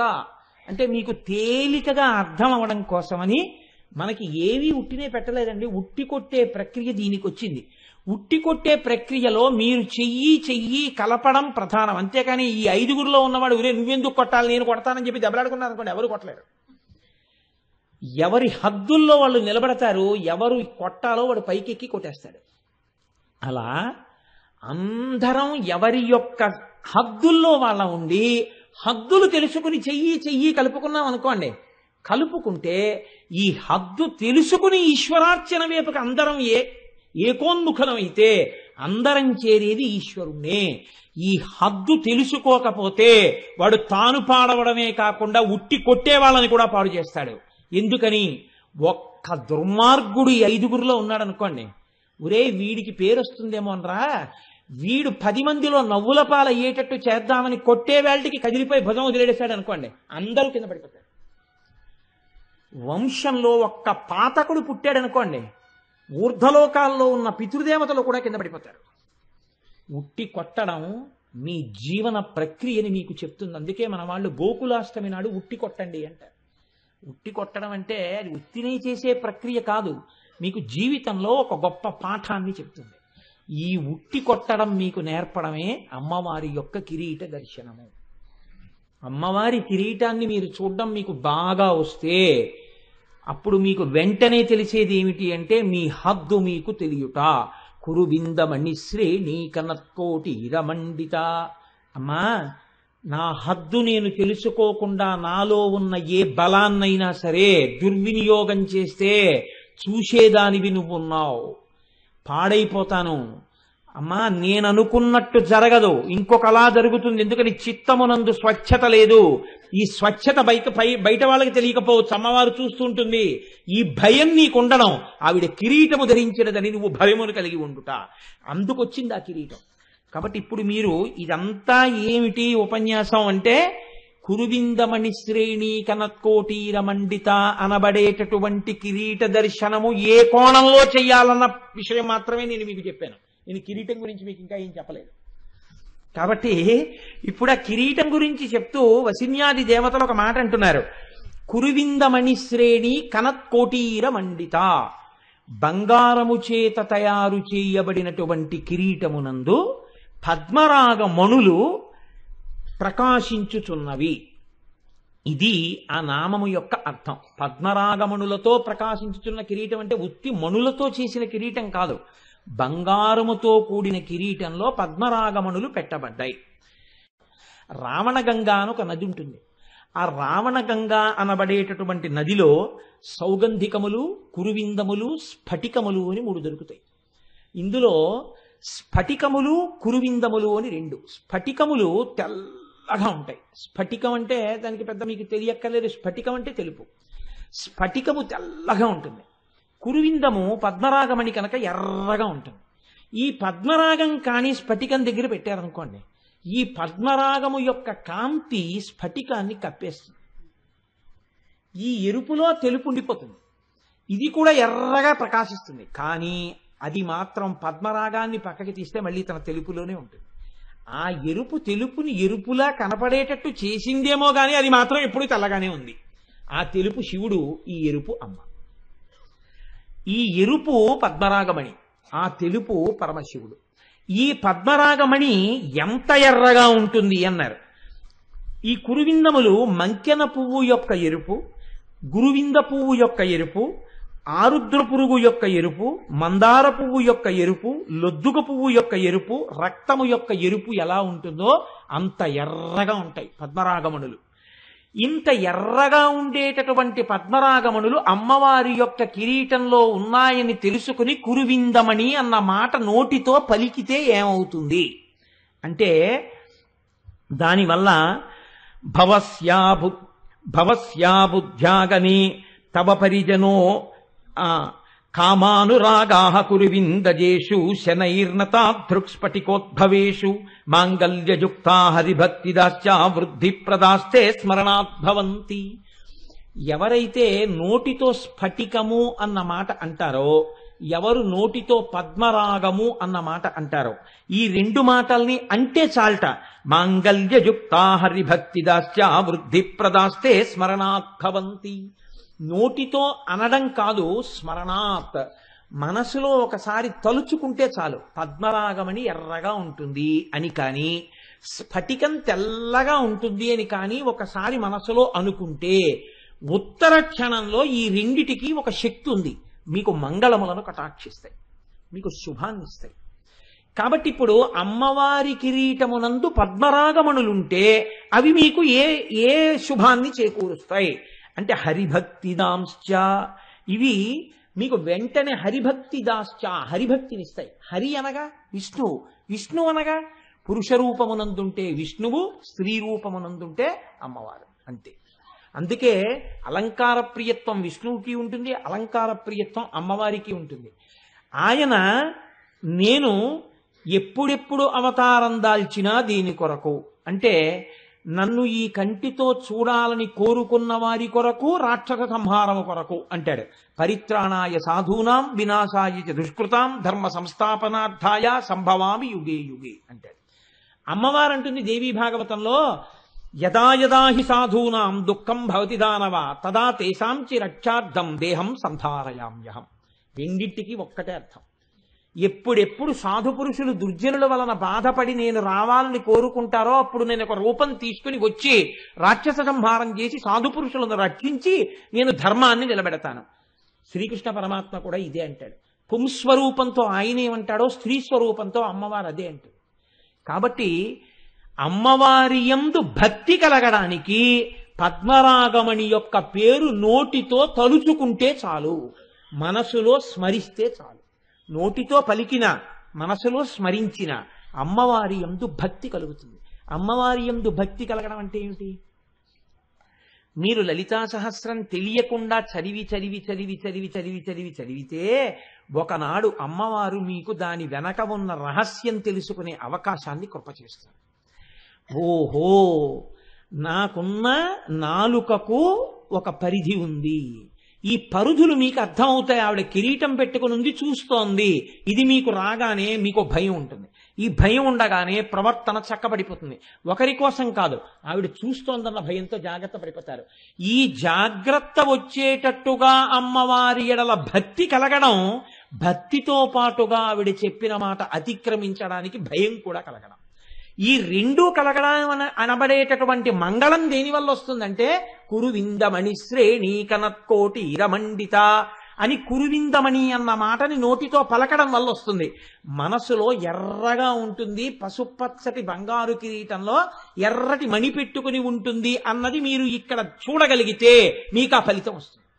అందుకనే ఆ మాట అమ్మవారు వసిన్యాది దేవతలతో చెప్పించింది తప్ప తను పెట్టుకున్నానని చెప్పడానికి కాదు. ఈ మాట మీరంటే మీకు అమ్మవారి ఎడల భక్తి కలిగితే, భక్తితో పాటు భయం కలిగితే, భయముతో కూడిన భక్తి చేత మీరు మీ యొక్క పరుదులను తెలుసుకుని జాగ్రత్తగా ప్రవర్తిస్తే ఆఖరణ మీరు మళ్ళీ అమ్మవారిలోనే చేరేటట్టుగా అనుగ్రహింపబడి మీ కుటుంబం అంతా సంతోషంగా ఉండాలని అమ్మవారు ఈ నామాన్ని లలితా సహస్రంలో ఇప్పించింది. కాబట్టి ఇది ఈ నామము యొక్క పరమ ప్రయోజనం. అయితే మీరు ఒక్కటి ఆలోచించండి, ఇక్కడ మీరు ఒక విషయాన్ని కొంచెం జాగ్రత్తగా పట్టుకోవాల్సి ఉంటుంది. బాగుందండి మీరు ఈ మాట చెప్పారు, కానీ కిరీటం పెట్టుకున్న వాళ్ళందరూ కూడా తామే సార్వభౌమాధికారులు కారు. ఎందుకనంటే ఒక తహసీల్దార్ ఉంటాడు, ఆయన ఒక కిరీటం పెట్టుకున్నాడు అనుకోండి, ఆయన మండలాధికారి అనేవారు పూర్వం. ఆయన ఒక కిరీటం పెట్టుకుంటాడు, చిన్న కిరీటం. ఈ మండలాధికారి ఒక సామంతరాజు ఉంటాడు, చక్రవర్తి దగ్గర సామంతరాజు ఉంటాడు. ఆ సామంతరాజు ఓ కిరీటం పెట్టుకుంటాడు, సేనాపతి ఓ కిరీటం పెట్టుకుంటాడు, రాజుగారు ఒక కిరీటం పెట్టుకుంటారు. ఈ సామంతరాజు గారు చక్రవర్తి దగ్గరికి వెడతాడు, ఆ చక్రవర్తి దగ్గర చక్రవర్తి ఓ కిరీటం పెట్టుకుంటాడు. అందరి కిరీటముల కన్నా పెద్ద కిరీటం ఎవరు పెట్టుకుంటారంటే, శోభాయమానమైన కిరీటం ఎవరిది అంటే చక్రవర్తి పెట్టుకునేటటువంటి కిరీటం శోభాయమానమై ఉంటుంది. ఎందుకని? చక్రవర్తి లేనప్పుడు, చక్రవర్తి దూరంగా ఉండగా తన రాజ్యాన్ని తాను పాలిస్తున్నప్పుడు సామంతరాజు ప్రభువు. సామంతరాజు ఎక్కడో ఉన్నప్పుడు ఒక మండలాన్ని పరిపాలిస్తున్నటువంటి వాడు ప్రభువు. కానీ ఆయన కనపడినప్పుడు ఈ కిరీటానికి విలువ తగ్గిపోయింది. ఈయన కిరీటం పెట్టుకుని ఉన్నా ఎంత పన్ను వసూలు చేస్తున్నావా అన్నాడు అనుకోండి, సామంతరాజు వచ్చి మండలాధికారిని, అయ్యా 100 బస్తాలు పండితే 6 బస్తాలు పుచ్చుకుంటున్నాను అన్నాడు అనుకోండి, పుచ్చుకోకో, వాళ్ళు ఇబ్బంది పడుతున్నారు, 4 పుచ్చుకో అన్నాడు అనుకోండి, ఈ కిరీటం అధికారం ఏమైంది? ఆ కిరీటం తగ్గించేసింది. ఇప్పుడు ఈయన ఏం చేయాలి? 4 బస్తాలే పుచ్చుకోవాలి. ఈయన సామంతరాజు చక్రవర్తి దగ్గరికి వెళ్ళి కప్పం కట్టాడు, ఎంత పుచ్చుకుంటున్నావో నీ దగ్గర పన్ను అన్నాడు. 100 బస్తాలు పండితే 4 బస్తాలు పుచ్చుకుంటున్నాను మహాప్రభు అన్నాడు. వద్దు, వాళ్ళు చాలా ఇబ్బందుల్లో ఉన్నారని చెప్పారు, ఎందుకు పుచ్చుకుంటున్నావు 4 బస్తాలు? 3 పుచ్చుకో, నాకు కట్టేది కూడా కొంత తగ్గించుకో అన్నాడు. ఇప్పుడు ఈ కిరీటం గౌరవం ఏమైంది? ఆ కిరీటం ముందు తగ్గిపోయింది. ఆ కిరీటం కూడా, ఏ కిరీటం ముందైనా అలాగే తగ్గిపోతుందా? చక్రవర్తి కిరీటం కూడా తగ్గిపోతుంది. ఎక్కడో తెలుసా అండి? సమస్త లోకములను పరిపాలించేటటువంటి కంటికి కనపడని ప్రభువు యొక్క కిరీటము ముందు ఈ కిరీటాలు కూడా పనికిరాని కిరీటాలు. ఆ కిరీటం, ఈ కిరీటాలు నిలబడడానికి హేతువై ఉన్నది. ఆ శక్తి ఆవిడలోంచి వస్తోంది. అందుకే పూర్వం చాలా గొప్ప పూజ చేసి చక్రవర్తి యొక్క పరమ ఆంతరంగిక పరివారం అని ఉంటారు. వారు తప్ప వేరొకరు ముట్టుకోరు. రాజదండాన్ని ఎవరు పడితే వాళ్ళు వెళ్ళి ముట్టుకుని తీసుకొచ్చి, ఎవరు పడితే వాళ్ళు వెళ్ళిపోయి పట్టుకొచ్చి రాజుగారు ఇదిగోనండి అని చెప్పి ఏదో పట్టుకొచ్చి చేతిలో పెట్టడానికి వీల్లేదు రాజదండాన్ని. అలాగే చక్రవర్తి ధరించేటటువంటి ఖడ్గం ఉంటుంది. ఖడ్గాన్ని ఎవరు పడితే వారు ముట్టుకోరు. ఆ ఖడ్గాన్ని ముట్టుకోవాలన్నా పట్టుకొచ్చి ఇవ్వాలన్నా దానికి ఒక ప్రయోజనం ఉంటుంది, దానికి ఒక గొప్ప అధికారం ఉన్న వాళ్ళు ఉంటారు, వాళ్ళు తప్ప పట్టుకుని ఇవ్వకూడదు. అంత గొప్ప విజయనగర సామ్రాజ్యం పతనమైపోవడానికి కారణం ఏమిటో తెలుసా అండి మీకు? దక్షిణ భారతదేశంలో ఎదురులేని రాజ్యంగా పరిఢవిల్లి కృష్ణదేవరాయల చేత పరిపాలింపబడి శత్రువుల చేత కన్నెత్తి చూడబడని విజయనగరం పతనమైపోవడానికి కారణం ఒక్కటే. అనువంశికంగా వస్తున్నటువంటి ఖడ్గాన్ని, రామరాయల వారి ఖడ్గాన్ని ఒక రోజు రాత్రి యుద్ధభూమిలో శిబిరంలో ముట్టుకోవడానికి అధికారం లేని వ్యక్తి ముట్టుకున్నాడంతే. విజయనగరం పతనం అయిపోయింది. తల్లికోట యుద్ధంలో అందరి బుద్ధి కప్పబడిపోయిందంతే. ఏటికి అవతల ఒడ్డున శత్రు సైనికులు ఉన్నారు, ఏటికి యువతల ఒడ్డున రామరాయలు ఉన్నాడు. రామరాయలు బొటనవేలుతో రాసేస్తాడు ఆ సైన్యాన్ని. అంత సైన్యం రామరాయల్ని. చిన్న విషయానికి పడిపోయాడంతే. బాగా చీకటి పడ్డాక శత్రు సైనికులు ఏం చేశారంటే ఎడ్ల బళ్ళకి 8 కాగడాలు కట్టి కొన్ని వేల ఎడ్ల బళ్ళు నదికి అవతల వైపుకి తోలారు. నదికి ఆవల వైపు రామరాయల సైన్యం ఉంది. కాగడాలు వెళ్ళిపోతున్నాయి ఇలా నిలబడినట్టుగా. చీకట్లో అట్నుంచి చూసిన రామరాయలు అనుకున్నాడు, శత్రు సైన్యం అంతా నది ఎగువకు వెడుతోందంటే అక్కడ దాటి మన మీదకి వస్తుందన్నమాట. సైన్యం అంతా రాత్రికి రాత్రి ఇటువైపు నుంచి కాగడాలు ఎట్టెడుతున్నాయో అటు అనుసరించండి అన్నాడు. అటు ఎడ్లబళ్ళు వెళ్ళిపోయి రామరాజు సైన్యం అంతా నది కట్టి వెళ్ళిపోయింది. తెల్లవారుతోంది. శత్రు సైన్యం ఇక్కడే నదిని దాటి వచ్చి మీద పడిపోయారు. లేదు సైన్యం దగ్గర. అంతకు ముందు రోజు రాత్రి ఆ ఖడ్గాన్ని ముట్టుకున్నాడు ఒక వ్యక్తి, అంతే. ఏనుక్కి తీసుకొచ్చి రామరాయలు ఎక్కే భద్రగజానికి నల్లమందు పెట్టేశారు. అది ఘీంకరించి రామరాయల్ని తొండం పెట్టి కిందకి లాగేసింది. పొడి చేశారు. విజయనగర పతనం అయిపోయింది. 6 నెలలు దోచుకున్నారు విజయనగరం. హంపి విజయనగరం పెడితే గుండె చెరువు అయిపోతుంది చూసిన వాడికి. అరే రే ఇదా ఇవాళ దీని స్థితి అని. మా మోహన్ రావు గారు మేము వెళ్ళాం మొన్న శృంగేరి వెళ్ళినప్పుడు. కన్నుల నీరు వస్తుంది చూస్తే.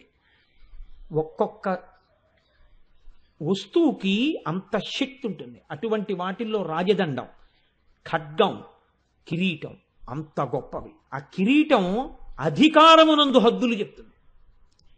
ఇప్పుడు అమ్మవారి కిరీటానికి కూడా ఏమైనా హద్దుందా? ఆవిడ కిరీటం కూడా దేనికన్నా కొంచెం తక్కువగా ఉంటుందా? ఆవిడ కిరీటమే అందరికన్నా గొప్పగా ఉంటుందా? ఇది చెప్పాలంటే ఏదో చెప్పేయచ్చు. ఆవిడకన్నా గొప్పది లేదండి అనైనా చెప్పేయచ్చు, ఆవిడకన్నా గొప్పది ఉందండి అనైనా చెప్పేయచ్చు. రెండే సమాధానాలు ఉంటాయి, అంతకన్నా ఏం ఉండవు కదా. కాబట్టి కొంతమంది ఇది కొంతమంది అది చెప్తే ఏదో ఒప్పుకు తీరాలి. కాబట్టి ఎవరో వాళ్ళకి మార్కు వస్తుంది, అది పెద్ద విశేషం కాదు. కానీ చెప్పడంలో ఒక తమాషాతో చెప్పగలిగిన వ్యక్తి ఒకరు ఉన్నారు, మహానుభావుడు. అది హత్తుకునేటట్టు చెప్పగలరు ఆయన. అది కిరీటానికి ఉన్న హద్దు చెప్పారు ఆయన. మన హద్దులు దాటితే శిక్షించే కిరీటాలకి హద్దులుంటే మండలాధికారి కన్నా సామంతరాజు, సామంతరాజు కన్నా రాజు, రాజు కన్నా చక్రవర్తి ఇలా ఉంటే అమ్మవారి కిరీటం కూడా ఎవరి ముందన్నా వంగుతుందా? వంగదా? ఇది చెప్పిన వారు మహానుభావుడు, జగద్గురువు, శంకర భగవత్పాదులు. ఆయన కన్నా ఎవరు చెప్పగలరు? సౌందర్యలహరిలో అమృత భాండం అండి అటువంటి శ్లోకం ఒకటి రచన చేశారంటే మన మనసుని హత్తుకోవాలని. ఒక శ్లోకంతో విషయము చెప్తారు, ఒక శ్లోకంలో చెప్పి చెప్పకుండా ధ్యానం చేయిస్తారు, ఒక శ్లోకంలో ఒక నాటకీయ సన్నివేశాన్ని చూపిస్తారు. అలా చెప్పడంలో శంకరులకి శంకరులే సాటి, వేరొకరికి అంతటి ప్రజ్ఞ భాషించడం దుర్లభం. అది ఆయన మహానుభావుడు. ఆయన అంటారు, కిరీటం వైరించం పరిహరపుర కైటబభిద కఠోరే కోటీరే స్థలసిజహిజం భారి మకుటం ప్రణమ్రేష్వేతేషు ప్రసభముపయాతస్య భవనం భవస్యాభ్యుత్థానే తవ పరిజనో తవ పరిజనోక్తిర్విజయతే. ఇందులో శంకరాచార్యులు వారు అంటారు, అమ్మవారు ఒకనాడు సింహాసనం మీద కూర్చున్నది. అమ్మవారు సింహాసనం మీద కూర్చుంటే అమ్మవారిని సేవించడం కోసమని చెప్పి వచ్చి కూర్చున్నారు కొంతమంది. ఆయన ప్రభువు, ఆయన ముందు కూర్చోకూడదు అన్న భయానికి గుర్తేమిటో తెలుసా అండి? ఆయన తేజస్సు మీరు తట్టుకోలేరని గుర్తేమిటంటే ఆయనకి ఎదురు మీరు కూర్చోకూడదు, ఆయనకు ఒక పక్క కూర్చోవాలి. అందుకే ప్రభువు సింహాసనం మీద కూర్చుంటాడు, మంత్రి సామంతులు పురజనులు అందరూ ఇలా ఉంటారు తప్ప ఎదురుగుండా ఎవరు కూర్చోరు చక్రవర్తికి. ఆయన దగ్గరకు వచ్చినా ఆయనతో మాట్లాడినా చెయ్యి అడ్డు పెట్టుకుని అలా మాట్లాడవలసింది. ఆయన సభలో కూర్చుని ఉండగా దేని తర్వాత ఏది జరగాలి అన్నది ఆయనే చెప్తారు. ఎంతో మహాపురుషులైతే తప్ప లోపలికొచ్చి సభ జరుగుతుండగా ఫలానా వాళ్ళు వస్తున్నారు అని చెప్పకూడదు. సభ నడుస్తున్నప్పుడు సభా కార్యక్రమం జరగాలి. ఆవిడేదో జరిపిస్తోంది కార్యక్రమం. ఎవరున్నారు సభలో? చతుర్ముఖ బ్రహ్మగారు ఉన్నారు. ఈ లోకములన్నిటినీ సృష్టి చేస్తాడు ఆయన. సృష్టి చేసేటటువంటి బ్రహ్మగారు కూర్చుని ఉన్నారు. అంటే ఇప్పుడు బ్రహ్మగారు ఉన్నారు అనగానే మీకు విషయం గుర్తు రావాలి. ఎన్ని తలకాయలతో ఉన్నాడు? 4 తలకాయలతో ఉన్నాడు. 4 తలకాయల మీద 4 కిరీటాలు ఉన్నాయి. శ్రీ మహావిష్ణువు ఉన్నారు, ఆయన తల మీద ఓ కిరీటం ఉంది. దేవతలకి పరిపాలకుడు ఇంద్రుడు ఉన్నాడు, ఆయన ఓ కిరీటం పెట్టుకున్నాడు. వాళ్ళు ముగ్గురే అమ్మవారి దగ్గర భయభక్తులతో కింద పరివారంలో కూర్చుని ఉన్నారంటే ఇంకింతకన్నా గొప్ప వాళ్ళు ఉంటారని మీరు ఎలా అనుకుంటున్నారు? సృష్టి చేసేటటువంటి వాళ్ళల్లో బ్రహ్మ, విష్ణువు, ఇంద్రుడు వీళ్ళు ముగ్గురు సభలో కిందకి కూర్చుని ఉన్నారు. అమ్మవారు సింహాసనంలో కూర్చునుంది, కిరీటం పెట్టుకునుంది. ఇప్పుడు ఎవరికన్నా ఎవరు గొప్ప అంటే ఏమంటే అప్పటికంటే అలా కూర్చున్నారు కానండి, ఏదో కూర్చొని ఇచ్చారు కానీ ఈయనే కూర్చొని ఇచ్చారండి అని మీరు అంటారేమో. కిరీటం బట్టే నిర్ణయం అవ్వాలి ఎవరు గొప్ప. ఇప్పుడు శంకరాచార్యులు వారు ఒక నాటకి ఈ సన్నివేశానికి తెరతీశారు.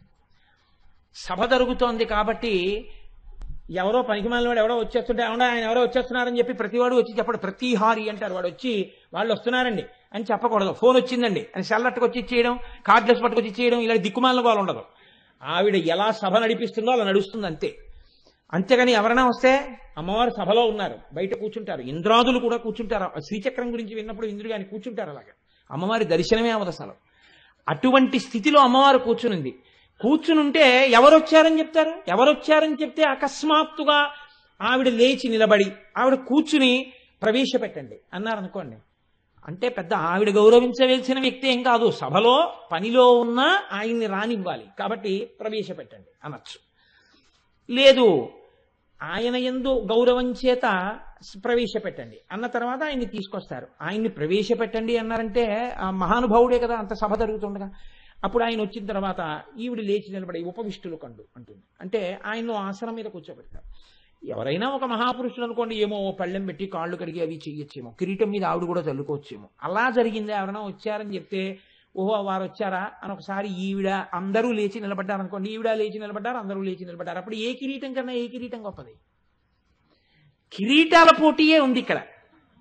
కాబట్టి శంకరాచార్యులు వారు అన్నారు, ఒక ప్రతిహారి పరిగెత్తుకొచ్చి అన్నట్ట, అమ్మా మీకు ఓ మాట చెప్తున్నాం, భవస్యాభ్యుద్ధానే. భవుడంటే లోకములనన్నింటినీ పోషించగలిగిన వాడు. భవ ఇత్యుచ్యతే మూర్తిర్భవస్య పరమాత్మనః అంటుంది లింగపురాణం. అమ్మా పరమశివుడు సభలోకి విజయం చేస్తున్నారు అన్నాడు. అనేటప్పటికిట కూర్చుని చెప్పండి అని వింటోంది ఆవిడ. ఇప్పుడు అతను మెల్లిగా వచ్చి అమ్మగారికి ఏదో చెప్పాలి అంటే మంత్రులు వింటారు. ముందు శ్యామలాదేవి వాళ్ళు ఏమిటి అంటారు. అంటే ఫలానా వాళ్ళు వచ్చారు అంటే ఆయన వెళ్ళిపోతాడు. వెళ్ళిపోయిన తర్వాత శ్యామలాదేవి దగ్గరికి వస్తుంది. వచ్చేలా చెయ్యి అడ్డు పెట్టుకుని అంటుంది అమ్మవారు, అమ్మ ఫలానా వారు వచ్చారు అని చెప్తుంది. అంతేగాని ప్రతిహారి కేకలేసుకుంటూ రాడు. అలా కేకలేసుకుంటూ వచ్చాడంటే శ్యామలాదేవికి చెప్పి, శ్యామలాదేవి అమ్మవారికి చెప్పి ఆలస్యం జరిగినందుకు అమ్మవారు వాడి కంఠం ఉత్తరించేస్తుంది అనమాట. ఆయన వస్తున్నప్పుడు మాత్రం ఇంకా ప్రోటోకాల్ లేదు. ఆయన వస్తున్నాడంటే అమ్మవారికి వినపడేటట్టు చెప్పవలసిందే. అంత భయభక్తులు అనమాట అమ్మవారికి కూడా. ఎవరు అలా వస్తున్నవాడు? పరమశివుడు వస్తున్నాడు సభలోకి. అందుకని ఇప్పుడు ఆవిడితో వచ్చి చెప్పే ప్రతిహారి అరుచుకుంటూ వచ్చాడు, అమ్మా ఆ మాట చూడండి, భవస్యాభ్యుద్ధానే భవుడు పరమశివుడు వచ్చేస్తున్నాడమ్మా సభలోకి, వచ్చేస్తున్నారు, బయలుదేరారు, దగ్గరికి వచ్చారమ్మా అనగానే అమ్మవారు వచ్చేస్తున్నారా అని కూడా అనలేదట. గభాల సింహాసనం నుంచి లేచిపోయి గబ గబ గబ గబ దివిగి ఎదురెళ్ళిపోతోంది. ఇప్పుడు ప్రవేశపెట్టండి అంటట్లేదు, తాను ఎదురెళ్ళిపోతోంది. ఎలా వెళ్ళిపోతోందిట? చక్రవర్తి సభలోంచి లేచి వెళ్ళేటప్పుడు మళ్ళీ ప్రోటోకాల్ ఉంటుంది. వెనకాతల మళ్ళీ ఆవిడికి స్తోత్రం చేస్తే వాళ్ళు పెడతారు, మంత్రులు పెడతారు, సేనాపతులు పెడతారు, ఆంతరంగిక పరివారం పెడతారు. ఒక్కొక్కరు ఒక్కొక్క కక్షిలో ఉండిపోతారు. చిట్ట చివరి వరకు మంత్రి గారు ఒక్కడే పెడతాడు.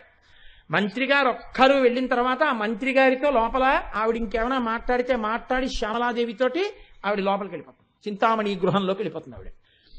కానీ ఇక్కడేమైంది? ప్రవేశపెట్టడం లేదు, ఈవిడ పరిగెత్తుకు వెళ్ళిపోతుంది. గబగబ గబగబా ఈవిడ వెళ్ళిపోతుంటే ఆవిడేదో పనిలో ఉంది, ఆవిడ వెళ్ళిపోతుంది, మనకేమిటని కూర్చున్న వాళ్ళు కూర్చున్నారు అనుకుంటున్నారా? వాళ్ళు లేచి నిలబడలేదట. అమ్మ బాబోయ్, అమ్మవారు ఇలా వెడుతోంది, మనం ఇలా నిలబడ్డమే అని వాళ్ళు కింద పడిపోయారు. అంటే ఇప్పుడు ఎవరి కిరీటం పెద్దది? ఒక కిరీటం, ఆయన కిరీటం పెట్టుకుని వచ్చాడో పెట్టుకోకుండా వచ్చాడో ఆయన జటాజుటం ఉంటుంది. అందుకని ఆయన వచ్చేస్తున్నాడు. ఆయన్ని మీరు చూడలేదు, ఇంకా కిరీటం పెట్టుకున్నాడో పెట్టుకోలేదో, ప్రతిహారి చెప్పాడంతే. మీకు చెప్పారు శంకరాచార్యులు వారు శివుడు కిరీటం పెట్టుకొచ్చాడని. ఇంకా ఆవిడ వెడుతోందని చెప్పారు, కిరీటం ఆయన పెట్టుకున్నాడో పెట్టుకోలేదో మీకు తెలియదు. కానీ పెట్టుకున్న కిరీటాలన్నీ ఏమయ్యాయి? ఆవిడ అంత గబగబా వెళ్ళిపోతున్నా, ఆవిడ ఏదో పని మీద వెళ్తున్నారని వీళ్ళు వెంటనే సరే మళ్ళీ వస్తుందని కూర్చోలేదు. ఆవిడ గబగబా దిగిడుతోంది అంటే హఠాత్ సంఘటన, ఎవరు ఊహించలేదు. ఎవరు ఊహించనప్పుడు ఆవిడ అలా వెడుతున్నా వీళ్ళందరూ నేల మీద పడిపోయారు. పడిపోతే ఇప్పుడు ఆవిడ తొందర, శివుడు వచ్చేస్తున్నాడు, గబగబా వెళ్ళిపోతుంది ఆవిడ బయటికి. వెళ్ళిపోతుంటే చెలికెత్తాలని అంటున్నారట. వాళ్ళు అమ్మవారు వెళ్తుంటే పరిగెత్తుకుంటే గబగబా చుట్టూ వచ్చేసారు.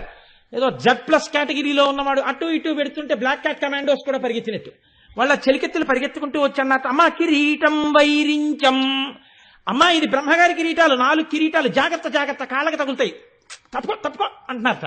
కొంచెం వెనక్కుండా తలకాయది వెనకది అంటారట. అమ్మ జాగ్రత్త, తగులుతాయి తగులుతాయి తగులుతాయి అని అమ్మవారికి తప్పుకోండి తప్పుకోండి అని చేతులు పట్టుకుంటున్నారట. అమ్మవారు ఇలా చుట్టాలు లేట కిందకి వెళ్ళిపోతుంది. వీళ్ళు అమ్మ బాబోయ్ అమ్మవారి పాదాల దగ్గరికి వస్తున్నాయి, ఇంతే చాలు, ఏ కారణమైతేనే దండం పెడదామంటే అక్కడికి ఎలాగో వెళ్ళడానికి కుదరదు, ఆవిడ లేచి వెళ్ళిపోతుంది.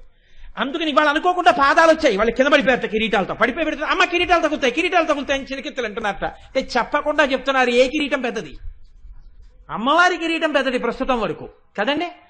అందుకని ఆవిడ వెళ్ళిపోతాం చెలికెత్తలు అంటున్నారట. కిరీటం వైరించం హరిహరపుర కైటబిద, అమ్మా బ్రహ్మగారి కిరీటాలు, ఇది కైటభుడు అనేటటువంటి రాక్షసుడిని మర్దించినటువంటి శ్రీ మహావిష్ణువు యొక్క కిరీటం చాలా కఠినంగా ఉంటుందమ్మా ఈ కిరీటం. ఇది కిరీటం మీదకి బాణాలు వేస్తారు. శ్రీ మహావిష్ణువు స్థితికారకుడు, ఎప్పుడు లోకాల్లో ధర్మానికి హాని వచ్చిందంటే యుద్ధానికి వెళ్ళిపోయేది ఆయనే. కాబట్టి ఆయన కిరీటం మిగిలిన కిరీటాల్లో ఉండదు, అటువంటి కిరీటం.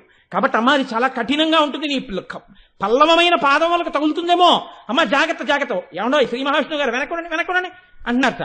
అమ్మవారు గబగబా వెళ్ళి అమ్మ గబుక్కుని తగులుతుందేమో, ఆ పాదం ఎంత కోమలమైన పాదం అమ్మా, తగిలితే ఇంకేమైనా ఉందా, జాగ్రత్త జాగ్రత్త అంటున్నారట. అందుకని పరిహరపుర కైటబిద, పరిహర తీసేయి అమ్మ వెనక్కెళ్ళు అంటున్నారట. కఠోరే కోటీరే స్థలసి జహిజం భారి మకుటం, అసలు ఇంద్రుడి దగ్గరికి వచ్చేటప్పటికి అన్నారట, ఇంద్ర అమ్మవారు ఎడుతోంది, ఏంటా కిరీటంతో అలా అడ్డంగా పడిపోతావు, తీసేయి కిరీటం, అమ్మా ఆ కిరీటాన్ని తప్పించుకో, దాటేసి దాని దగ్గర నుంచి కాలేయకు, కిరీటం నుంచి దాటేయి.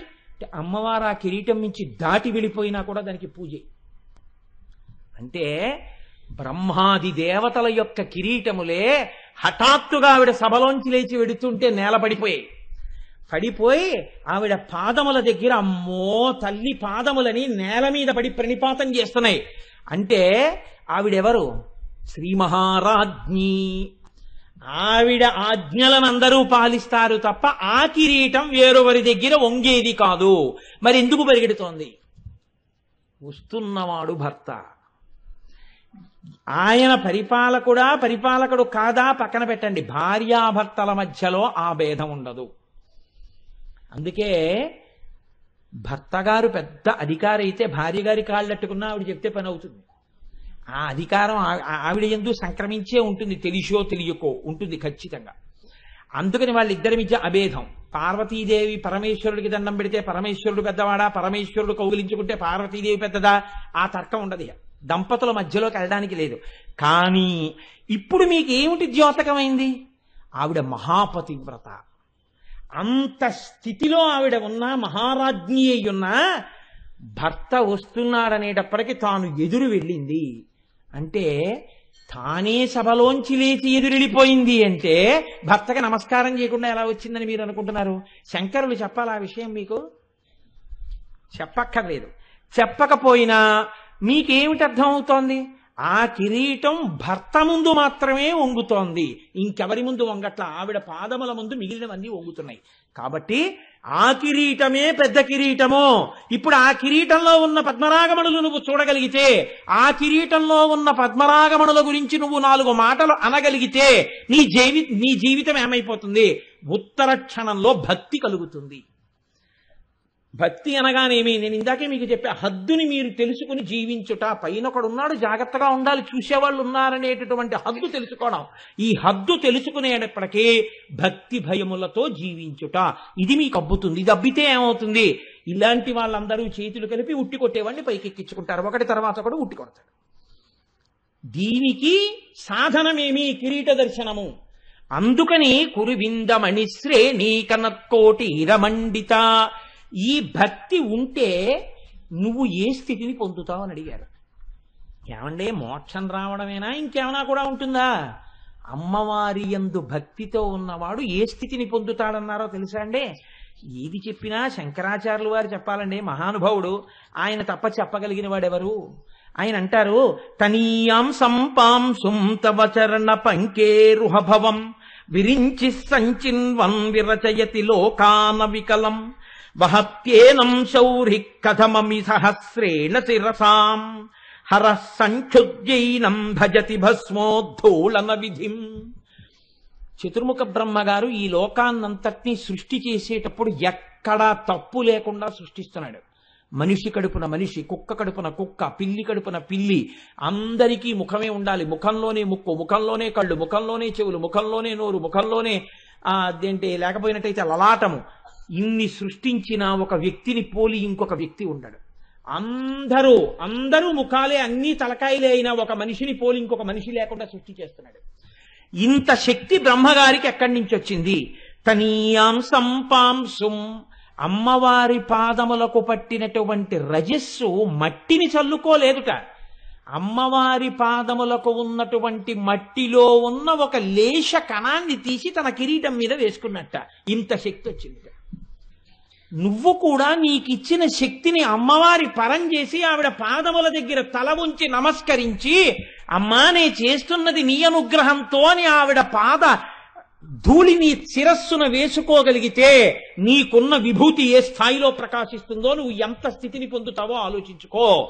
కాబట్టి తనీయాం సంపాంసుం తవ చరణ పంకేరుహభవం విరించి సంచిన్వన్ విరచయతి లోకాన వికలం వహత్యేనం శౌరి కథమమి సహస్రేణ శిరసాం. ఏమి మాటలేసేస్తారు అనండి శంకరాచార్యుల వారు. అమ్మవారి పాదములకే ఉన్నటువంటి ధూళికణాన్ని శిరస్సు మీద వేసుకున్నారట శ్రీ మహావిష్ణువు. వేసుకుని ఏం చేస్తున్నారు? 1000 తలలతో ఈ భూమిని మోస్తున్నారట. అదేమిటండి, విష్ణువు భూమిని మోసినట్టు ఎక్కడుందండి లోకంలో? అంటే శంకరాచార్యుల వారి ప్రజ్ఞ ముందు ఎవరైనా తలవంచవలసిందే. ఆయన అన్నారు, వహత్యేనం శౌరి, శౌరి మోస్తున్నాడు అన్నారు. శౌరి అన్న మాట కృష్ణుడికి ఉంది. శౌరి అంటే సూర్యుడి యొక్క మనవడు. ఆ సూర్యుడు అనేటటువంటి ఆయన కొడుకు వసుదేవుడు, వసుదేవుని యొక్క కుమారుడు కృష్ణ భగవానుడు. సూర్యుడికి పౌత్రుడు కనుక శౌరి అని పేరు. శూరుడికి కొడుకు వసుదేవుడైతే వసుదేవుడికి చెందినటువంటి భార్య రోహిణీ గర్భమునందు పుట్టిన బలరాముడు కూడా శౌరియే. ఎందుకని ఆ సూర్యుడికి మనవడే అవుతాడు కాబట్టి.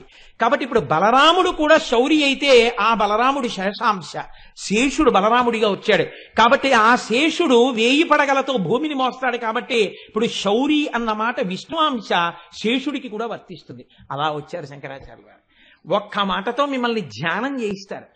శౌరి ఎలా చెందుతుంది అన్నారు అనుకోండి, మీరు 50 పుస్తకాలు ఎట్టి చూడాలి. అంటే మొదట్లో అయితే, తర్వాత అమ్మవారి అనుగ్రహం అంటే వెంటనే విడుతుంది, అది వేరు విషయం అనుకోండి. కాబట్టి ఇప్పుడు బలరాముడు శేషాంశలో ఉండగా తన 1000 పడగలతో ఈ భూమిని మోస్తున్నాడు. మొయ్యడము అన్న మాట గురించి మీరు ఒకటి ఆలోచించండి. ఎలా మోస్తున్నట్ట? బ్రహ్మగారు చేసినట్టుగా బ్రహ్మగారు చేస్తే నవికలం, ఏ తేడా లేకుండా సృష్టి చేస్తున్నట్ట. విష్ణువు కూడా అంత గొప్పగా మోసేస్తున్నారు ఆ లోకాన్ని. కథమపి, ఎలాగో అలా. అదేమిటి? సృష్టి చేయడం తేలిక, ఒక్క గంట పనో ఓ రోజు పనో ఉంటుంది అది సృష్టి. కానీ స్థితి, డేట్ ఆఫ్ బర్త్ అన్నది కొన్ని క్షణాలతో కూడుకుని ఉంటుంది, దాన్ని బట్టే జాతకం ఉంటుంది. డేట్ ఆఫ్ డెత్ అన్నది నిజానికి ఒక్క క్షణం ఉంటుంది, అయిపోతుంది. ఈ మధ్యలో ఉన్నదే స్థితి. ఇది ఎలా బతికామన్నదే ముఖ్యం.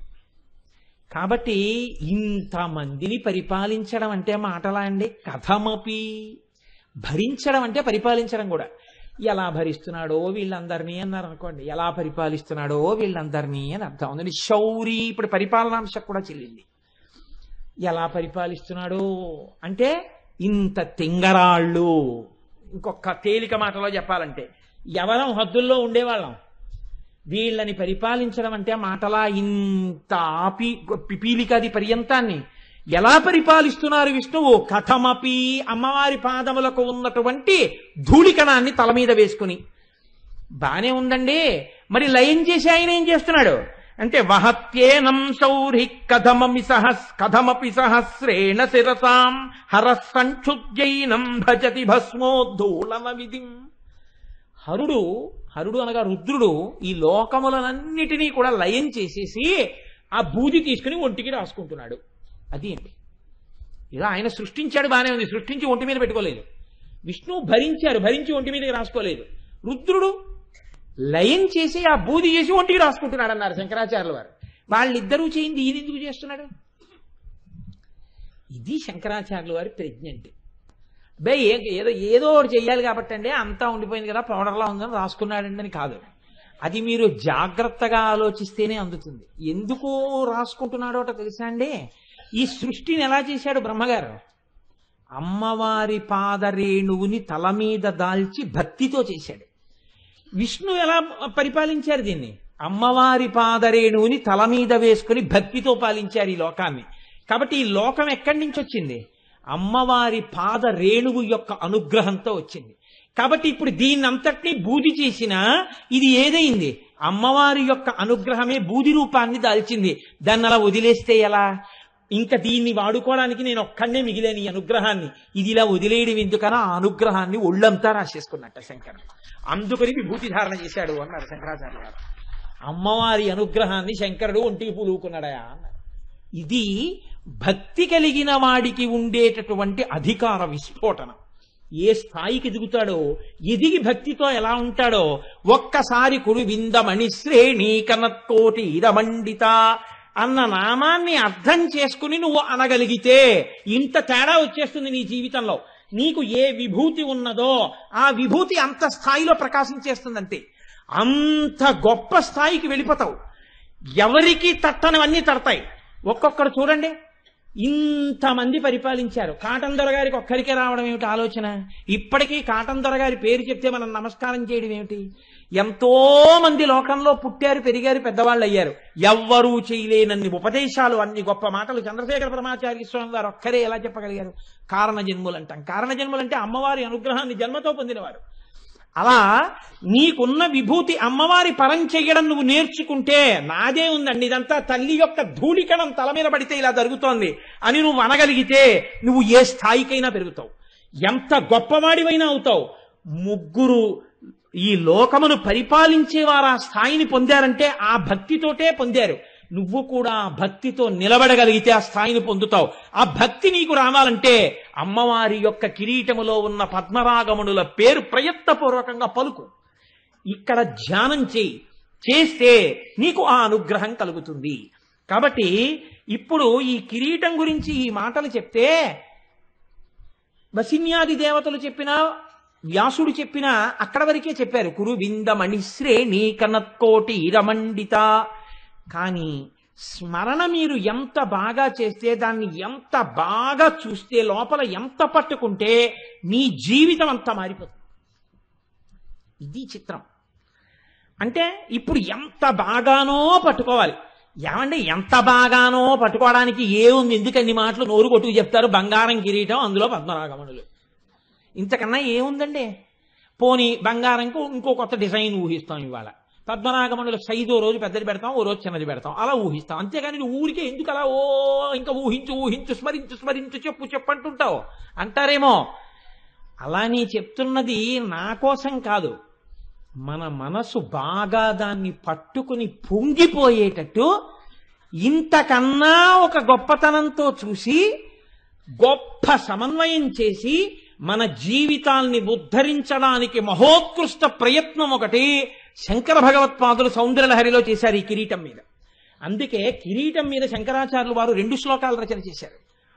కాబట్టి ఇప్పుడు చూడండి, ఆ శ్లోకంలో అంటారు, గతైర్మాణిక్యత్వం గగనమణిభిః సాంద్రఘటితం కిరీటం తే హైమం హిమగిరిసుతే కీర్తయతి యః సనీడే యచ్ఛాయాచ్ఛురణ సబలం చంద్రశకలం ధనుశౌనాసీరం కిమితి నిభద్నాతి దిశనాం.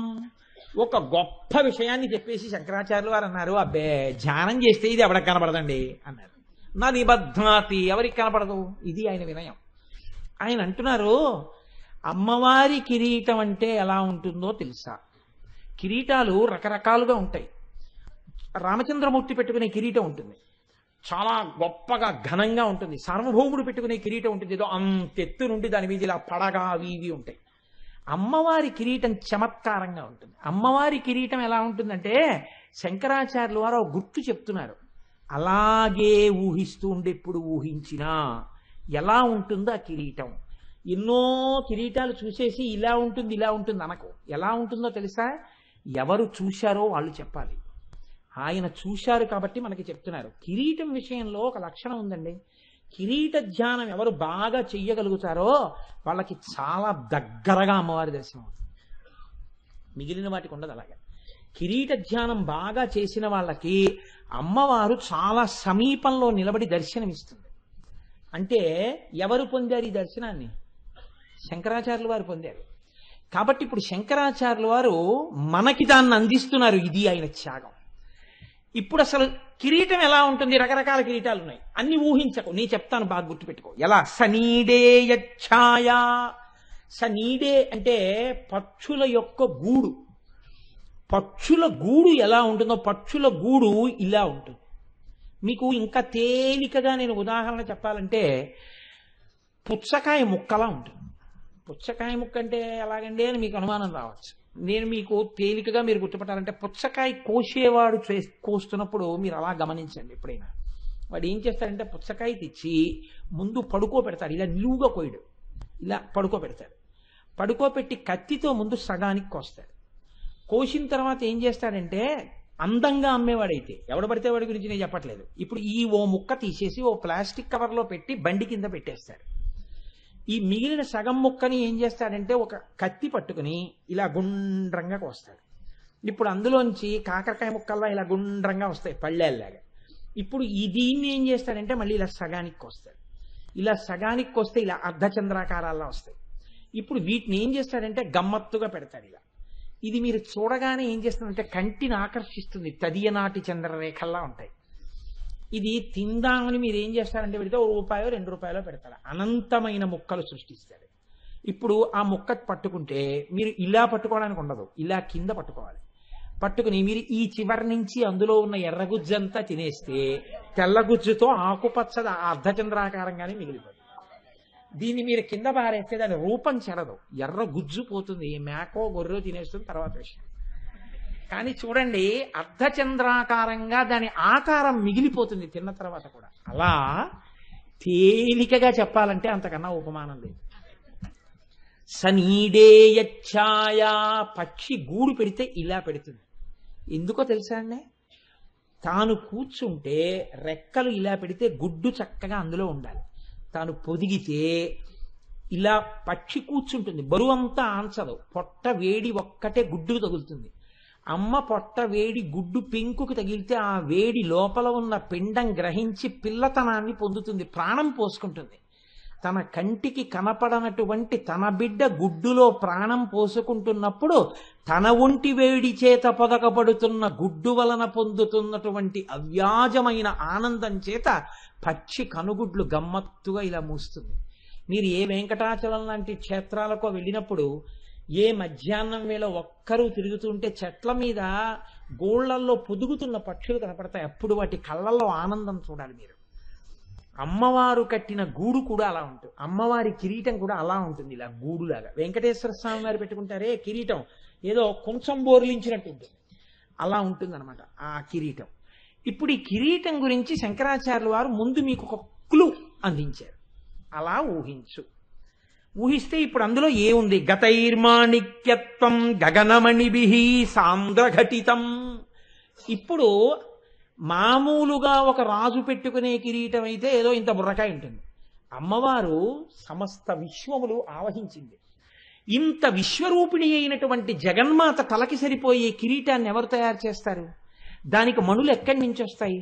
అందుకని శంకరాచార్యుల వారు అన్నారు, ఆ ఎర్రటి మణులు ఏవో కావు, ద్వాదశాదిత్యులే అన్నారు. 12 సూర్యులే అమ్మవారి కిరీటానికి మణులు. ఆ 12 ఇంద్రుడు, ధాత, పర్జన్యుడు, త్వష్ట, పూషుడు, అర్యముడు, భగుడు, వివస్వంతుడు, విష్ణువు, అంశవంతుడు, వరుణుడు, మిత్రుడు. వాళ్ళ పేర్లు తలుచుకుంటే చాలా ఆరోగ్యం. ఆ ద్వాదశాదిత్యులు అమ్మవారి కిరీటంలో మణులుగా ఉంటారు. ఇప్పుడు మణులుగా ఉన్నారు, బాగుంది. అమ్మవారి కిరీటానికి ఒక్కదానికే ఒక గమ్మత్తుంది, చంద్రరేఖ ఉంటుంది. మిగిలిన కిరీటాలకి చంద్రరేఖ ఉండదు. ఆ చంద్రరేఖ ఎప్పటిది? తదియనాటి చంద్రరేఖ. తదియ కృష్ణపక్షంలోదా శుక్లపక్షంలోదా? కృష్ణపక్షంలో ఉన్నటువంటి తదియనాటి చంద్రరేఖ ఇవాళ ఉందే చంద్రరేఖ ఇంచుమించు ఇవాళ చవితి కాబట్టి ఇది అవుతుంది, ఇది కాదు. శుక్లపక్షంలో ఉన్నటువంటి తదియనాటి చంద్రరేఖ మనం టేకి పెడుతూ కారులోంచి దర్శనం చేశాం కదా ప్రసాద్ బాబు గారు, అందుకని నమస్కారం చేస్తారు తదియనాటి చంద్రరేఖకి. శుక్లపక్షంలో తదియనాటి చంద్రరేఖ ఇలా ఉంటుంది. అది నేను చెప్పిన పుచ్చకాయ ముక్క ఆకారంలో ఉంటుంది. అలాంటి చంద్రరేఖ ఒకటి అమ్మవారి కిరీటం మీద ఇలా ఉంటుంది. మళ్ళీ ఇప్పుడు ఇలా ఉన్నటువంటి ఈ చంద్రరేఖ ప్రకాశిస్తుంటే 12 సూర్యులు ద్వాదశాదిత్యులు ఆ పద్మరాగమణులులా కిరీటంలో ఉన్నారు. అమ్మవారు నవ్వుతూ కూర్చుంది. శంకరాచార్యుల వారు అన్నారు, ఈ చంద్రబింబం దగ్గర నుంచి అమృత బిందువులు పడతాయి కదా చంద్రుడు అన్న తర్వాత.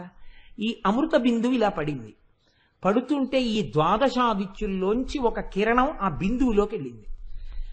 వాన పడుతోంది, సూర్యప్రకాశము ఉంది. సూర్యకిరణం వాన బిందువులోంచి వెళ్ళగానే ఆకాశంలో ఇంద్రధనస్సు వస్తుంది, 7 రంగుల కింద విడిపోతుంది. అలాగే చంద్రుడి నుంచి పడుతున్నటువంటి సుధా బిందువు మీదకి సూర్యకిరణం పడగానే ఎట్నుంచి పడిన కిరీటానికి చుట్టూ ఉన్నాయి ఆదిత్యులు.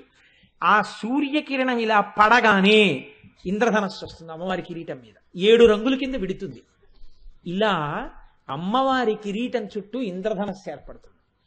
నువ్వు బాగా చూశావని గుర్తు ఏమిటంటే నీకు ఆ ఇంద్రధనస్సు కూడా కనపడి ఉండాలి ధ్యానంలో.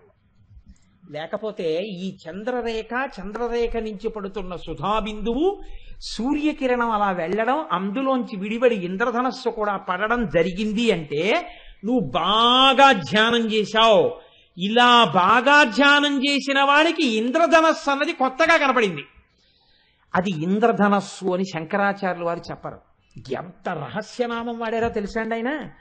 శౌనాసీరం అన్నారు. శౌనాసీరం అన్న మాట ఇంద్రుడికి అమరకోశంలో వాడారు. సైన్యంలో ముందుండి యుద్ధం చేస్తాడు కాబట్టి, ముందు గొప్ప సైన్యం ఉంచుతాడు కాబట్టి ఆయనకి శౌనాసీరం అని పేరు. ఇంద్రుడి యొక్క ధనస్సు ఎలా ఉంటుందో అలా 7 రంగులు విడిపైన ఇంద్రధనస్సు ఏర్పడుతుంది. అంటే మీరు నిజంగా ఇప్పుడు ధ్యానం చేయడానికి ఒక గొప్ప అవకాశాన్ని శంకరాచార్యుల వారు మీకు ఇచ్చేశారు. ఇప్పుడు మీరు కళ్ళు మూసుకొని అమ్మవారి బంగారు కిరీటం, అందులో మణులు, పైన చంద్రరేఖ. లోకంలో ఉండేటటువంటి సంప్రదాయం ఏమిటంటే చంద్రుడు స్వయం ప్రకాశకుడు కాడు, సూర్యుడు స్వయం ప్రకాశకుడు. సూర్యుని కిరణాలు చంద్రుడి మీద పడితే చంద్రుడు ప్రకాశిస్తాడు. శంకరాచార్యులు వారు అంటున్నారు చంద్రుడి యొక్క ప్రకాశం చేత సూర్యుడి యొక్క ప్రకాశం కలిస్తే ఇంద్రధనస్సు వస్తుంది అంటున్నారు. ఆయన అమ్మవారి అనుగ్రహం వల్ల ఏమైందంటే చంద్రుడు గొప్ప స్థాయిలోకి వెళ్ళిపోయాడు. ఇప్పుడు శంకరుడికి సూర్యశేఖరుడు అని పేరుంది, చంద్రమౌళీశ్వరుడు అని పేరుంది. ఇప్పుడు శంకరాచార్యులు వారు ఈ శ్లోకంలో రహస్యంగా అమ్మవారిని సూర్య చంద్రమౌళీశ్వరి అని నామకరణం చేశారు. ఇప్పుడు ఇలా అనడం వల్ల మీకేం తెలిసింది? అమ్మవారు సూర్యచంద్రమౌళీశ్వరి. ఇప్పుడు మీకు తెలియకుండానే ఈ నామం మీరు పలికేశారు. చంద్రమౌళీశ్వరుడి భార్య చంద్రమౌళీశ్వరి. మీరు మీ ప్రమేయం లేకుండా, మీకు తెలియకుండా ఈ సామ్యాన్ని తీసుకొచ్చి ఆవిష్కరించేశారు కిరీటాన్ని అడ్డు పెట్టుకుని ధ్యానం చేస్తే. ధ్యానంలో ఇలా ఎవరికి దృగ్గోచరమైందో వాడు ఆ క్షణంలోనే జన్మ సార్థకత పొందేశాడు. అయిపోయింది, వాడి జన్మకి సాధించవలసిన ప్రయోజనం సాధించేశాడు. ఒక్క కిరీటం ఎంత స్థాయిలో ప్రయోజనాన్ని తీసుకొచ్చిందో చూడండి. కాబట్టి ఇది శంకరాచార్యులు వారి ప్రతిపాదన. ఎందుకని శంకరాచార్యులు వారు కైలాసానికి వెళ్ళినప్పుడు పరమశివుడు 5 శివలింగాలు ఇచ్చాడు ఆయనకి. 5 శివలింగాల పేర్లు చంద్రమౌళీశ్వర లింగాలే. 5 శివలింగాల్ని శంకరాచార్యులు వారు తీసుకొచ్చి 5 చోట్ల పెట్టారు. ఒకటి కంచిలో ఉంది, ఒకటి శృంగేరిలో ఉంది, ఒకటి చిదంబరంలో ఉంది, ఒకటి కేదార్నాథ్లో ఉంది, ఒకటి నేపాల్ నీలకంఠంలో ఉంది. 5 చోట్ల ఉన్న శివలింగాల పేర్లు చంద్రమౌళీశ్వర లింగాలే. అందుకే శృంగేరి వారు సాయంకాలం పూజ చేసినా చంద్రమౌళీశ్వర ఆరాధన అంటారు, కంచివారు చేసినా చంద్రమౌళీశ్వర ఆరాధన అంటారు. చంద్రమౌళీశ్వరుని భార్య కూడా చంద్రమౌళీశ్వరియే. రూపమునందు ఇద్దరు ఒక్కలా ఉంటారు. ఆ ఇంద్రధనస్సుని అడ్డుపెట్టి మీకు ధ్యానమునందు ఒక కొత్త కోణాన్ని శంకరాచార్యులు వారు తొడిగారు. కాదు, ఇంకొక రహస్యం మీకు చెప్తున్నాను. అమ్మవారి కిరీటం ఏమీ తెలియని వాడికి కూడా దర్శనం అయిపోతుంది. ఏమీ తెలియకపోయినా మీరు చూడొచ్చు అమ్మవారి కిరీటాన్ని. ఎప్పుడు చూడొచ్చో తెలుసా అండి? ఒక్క కార్తీక మాసంలో కృష్ణపక్షంలో వచ్చేటటువంటి చతుర్దశి నాడు అమ్మవారి కిరీటం ఆకాశంలో కనపడుతుంది. అందుకే ఆ చతుర్దశిని రూప చతుర్దశి, కృష్ణ చతుర్దశి అని పిలుస్తుంటారు. కారణం ఒక్కటే, ఎంతమంది దీన్ని పట్టుకోగలరో నాకు తెలియదు కానీ పట్టుకోగలిగిన వారు ధన్యులు. ఒక రాశి చక్రంలో సూర్యచంద్రులు ఇద్దరూ ఎప్పుడూ అమావాస్య నాడు 1 డిగ్రీ దగ్గరే ఉంటారు. అంటే 1 బిందువు దగ్గరే ఉంటారు. అలా గోపాలకృష్ణ గారు నాకు సుతముఖాన్ని అలా బోర్డు ఇస్తే బాగుంది. ఇప్పుడు ఇది ఒక రాశి చక్రం అనుకోండి. రాశి చక్రం అయితే ఈ రాశి చక్రంలో అమావాస్య తిథి నాడు సూర్యచంద్రులు ఇద్దరు ఇక్కడ ఉంటారు. నేను చెప్పేది వినపడుతోందండి? ఇది తిరిగి చెప్పడంలో ఇద్దరు ఇక్కడ ఉంటారు.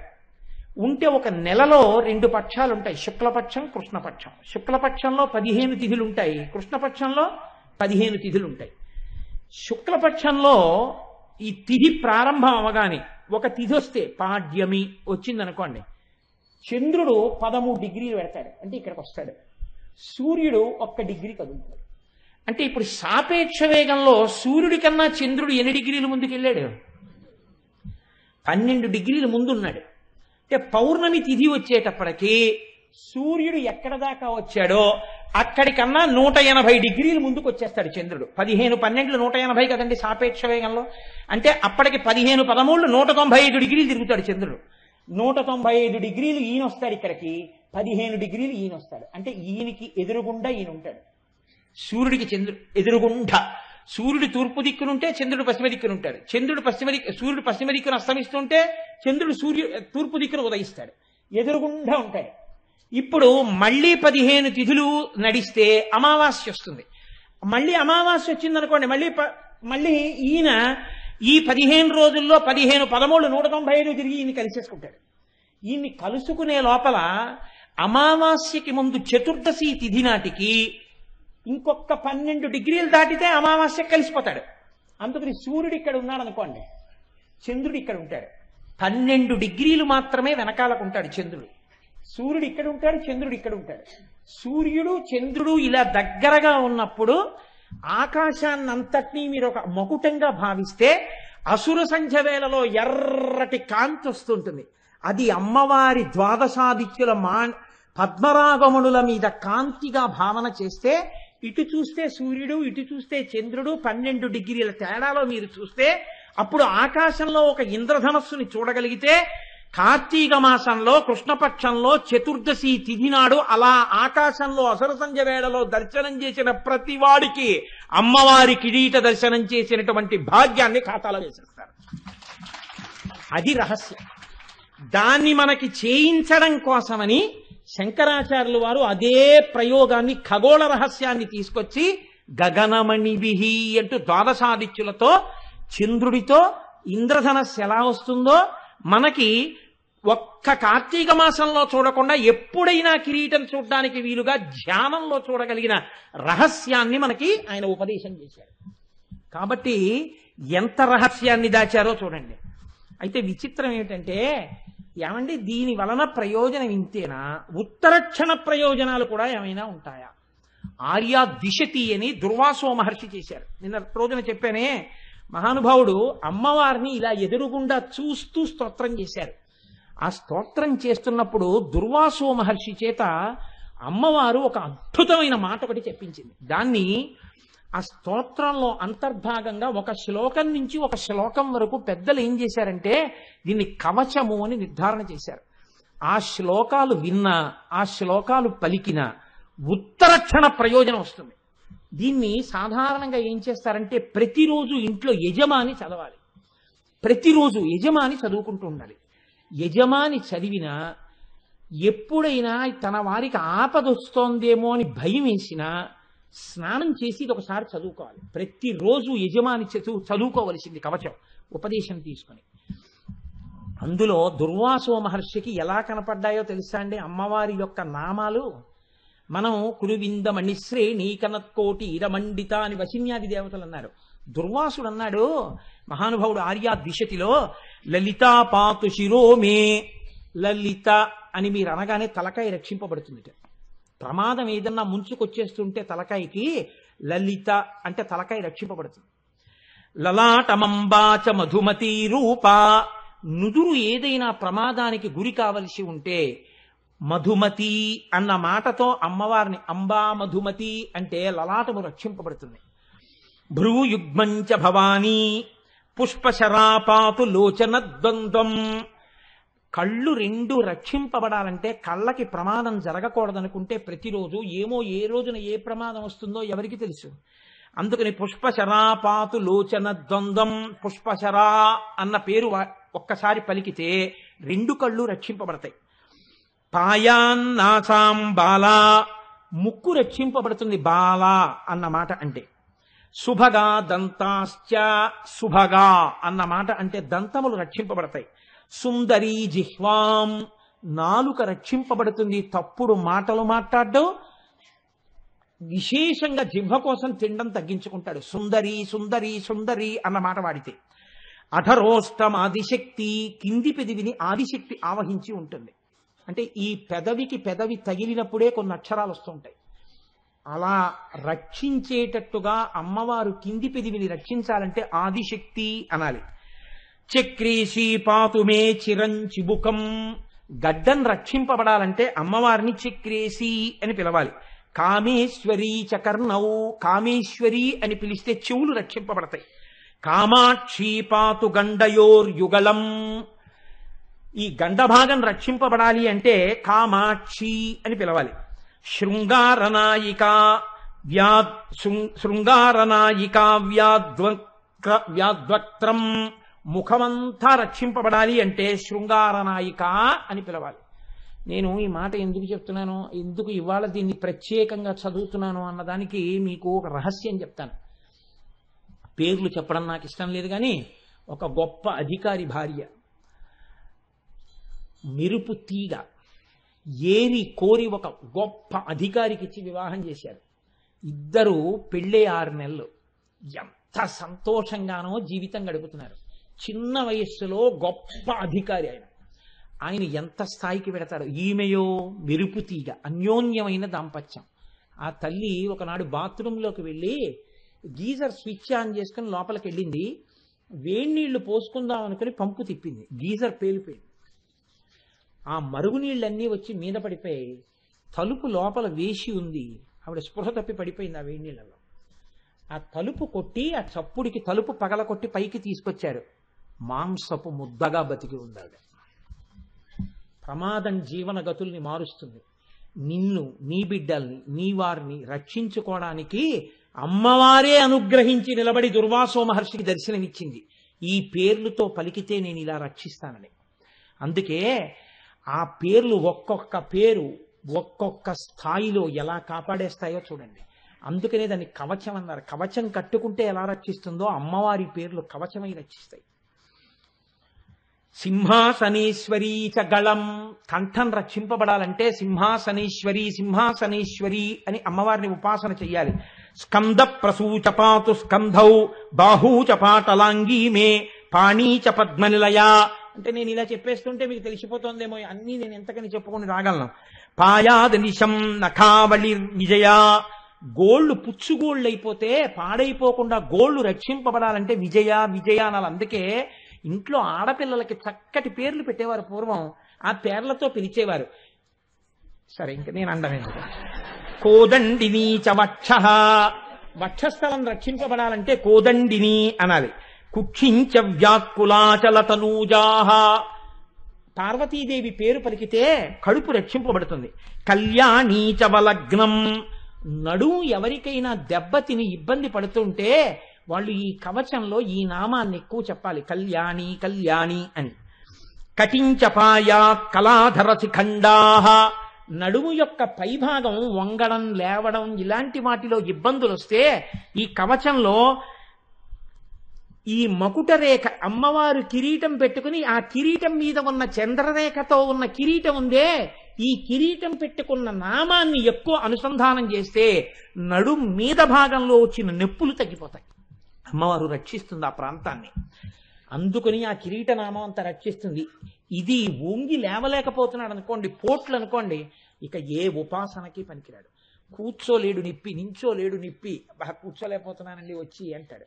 ఆ నిప్పుల నుంచి రక్షణ ఆ నామంలోంచి వస్తుంది. ఊరు ద్వయంచపాయాదుమా, ఉమా అంటే తొడలు రక్షింపబడతాయి. మృడానీచ జానునీ రక్షేత్, మోకాళ్ళు మృడానీ అన్న నామంతో రక్షింపబడతాయి. జంఘేచ షోడసీమే, పిక్కలు షోడసీ నామంతో రక్షింపబడతాయి. ప్రాయాత్వాదౌ చపాశ శృణిహస్త, శృణిహస్త అని పిలిస్తే అమ్మవారిని పాదములు రక్షింపబడతాయి. అలాగే ప్రాతపాతు పరమాం దేవి అనుకుంటూ నిద్రలేస్తే ఉదయకాలమునందు ప్రమాదం రాకుండా ఉంటుంది. మధ్యాహ్నే పాతు మణిగృహాధీశ, మణిగృహాధీశ అంటే మధ్యాహ్న కాలమునందు రక్షింపబడతారు. శర్వాణ్యవతు చ సాయం, సాయంకాలం అవగానే శర్వాణి అని ఒకసారి అనుకుంటే సాయంకాలంలో రక్షింపబడతాడు. పాయాద్రాత్రౌ చ భైరవి సాక్షాత్, రాత్రి అవగానే చీకటి పడగానే ఒకసారి భైరవి అనుకుంటే రాత్రి వేళ రక్షింపబడతాడు. భార్యాం రక్షతు గౌరీ, గౌరీదేవిని ఒక్కసారి పూజామందిరంలో యజమాని రోజు ఈ కవచం చదివితే, గౌరీ ఈ శ్లోకాల్ని చదివితే చాలండి, చదువుతుంటే గౌరీ అనడం వల్ల భార్య రక్షింపబడుతుంటుంది. అలాగే పాయాత్ పుత్రాంశ్చ బిందు గృహపీఠ, కొడుకులు కూతుళ్ళు రక్షింపబడతారు. రోజు యజమాని పూజాగృహంలో బిందు గృహపీఠ అనోసారంటే.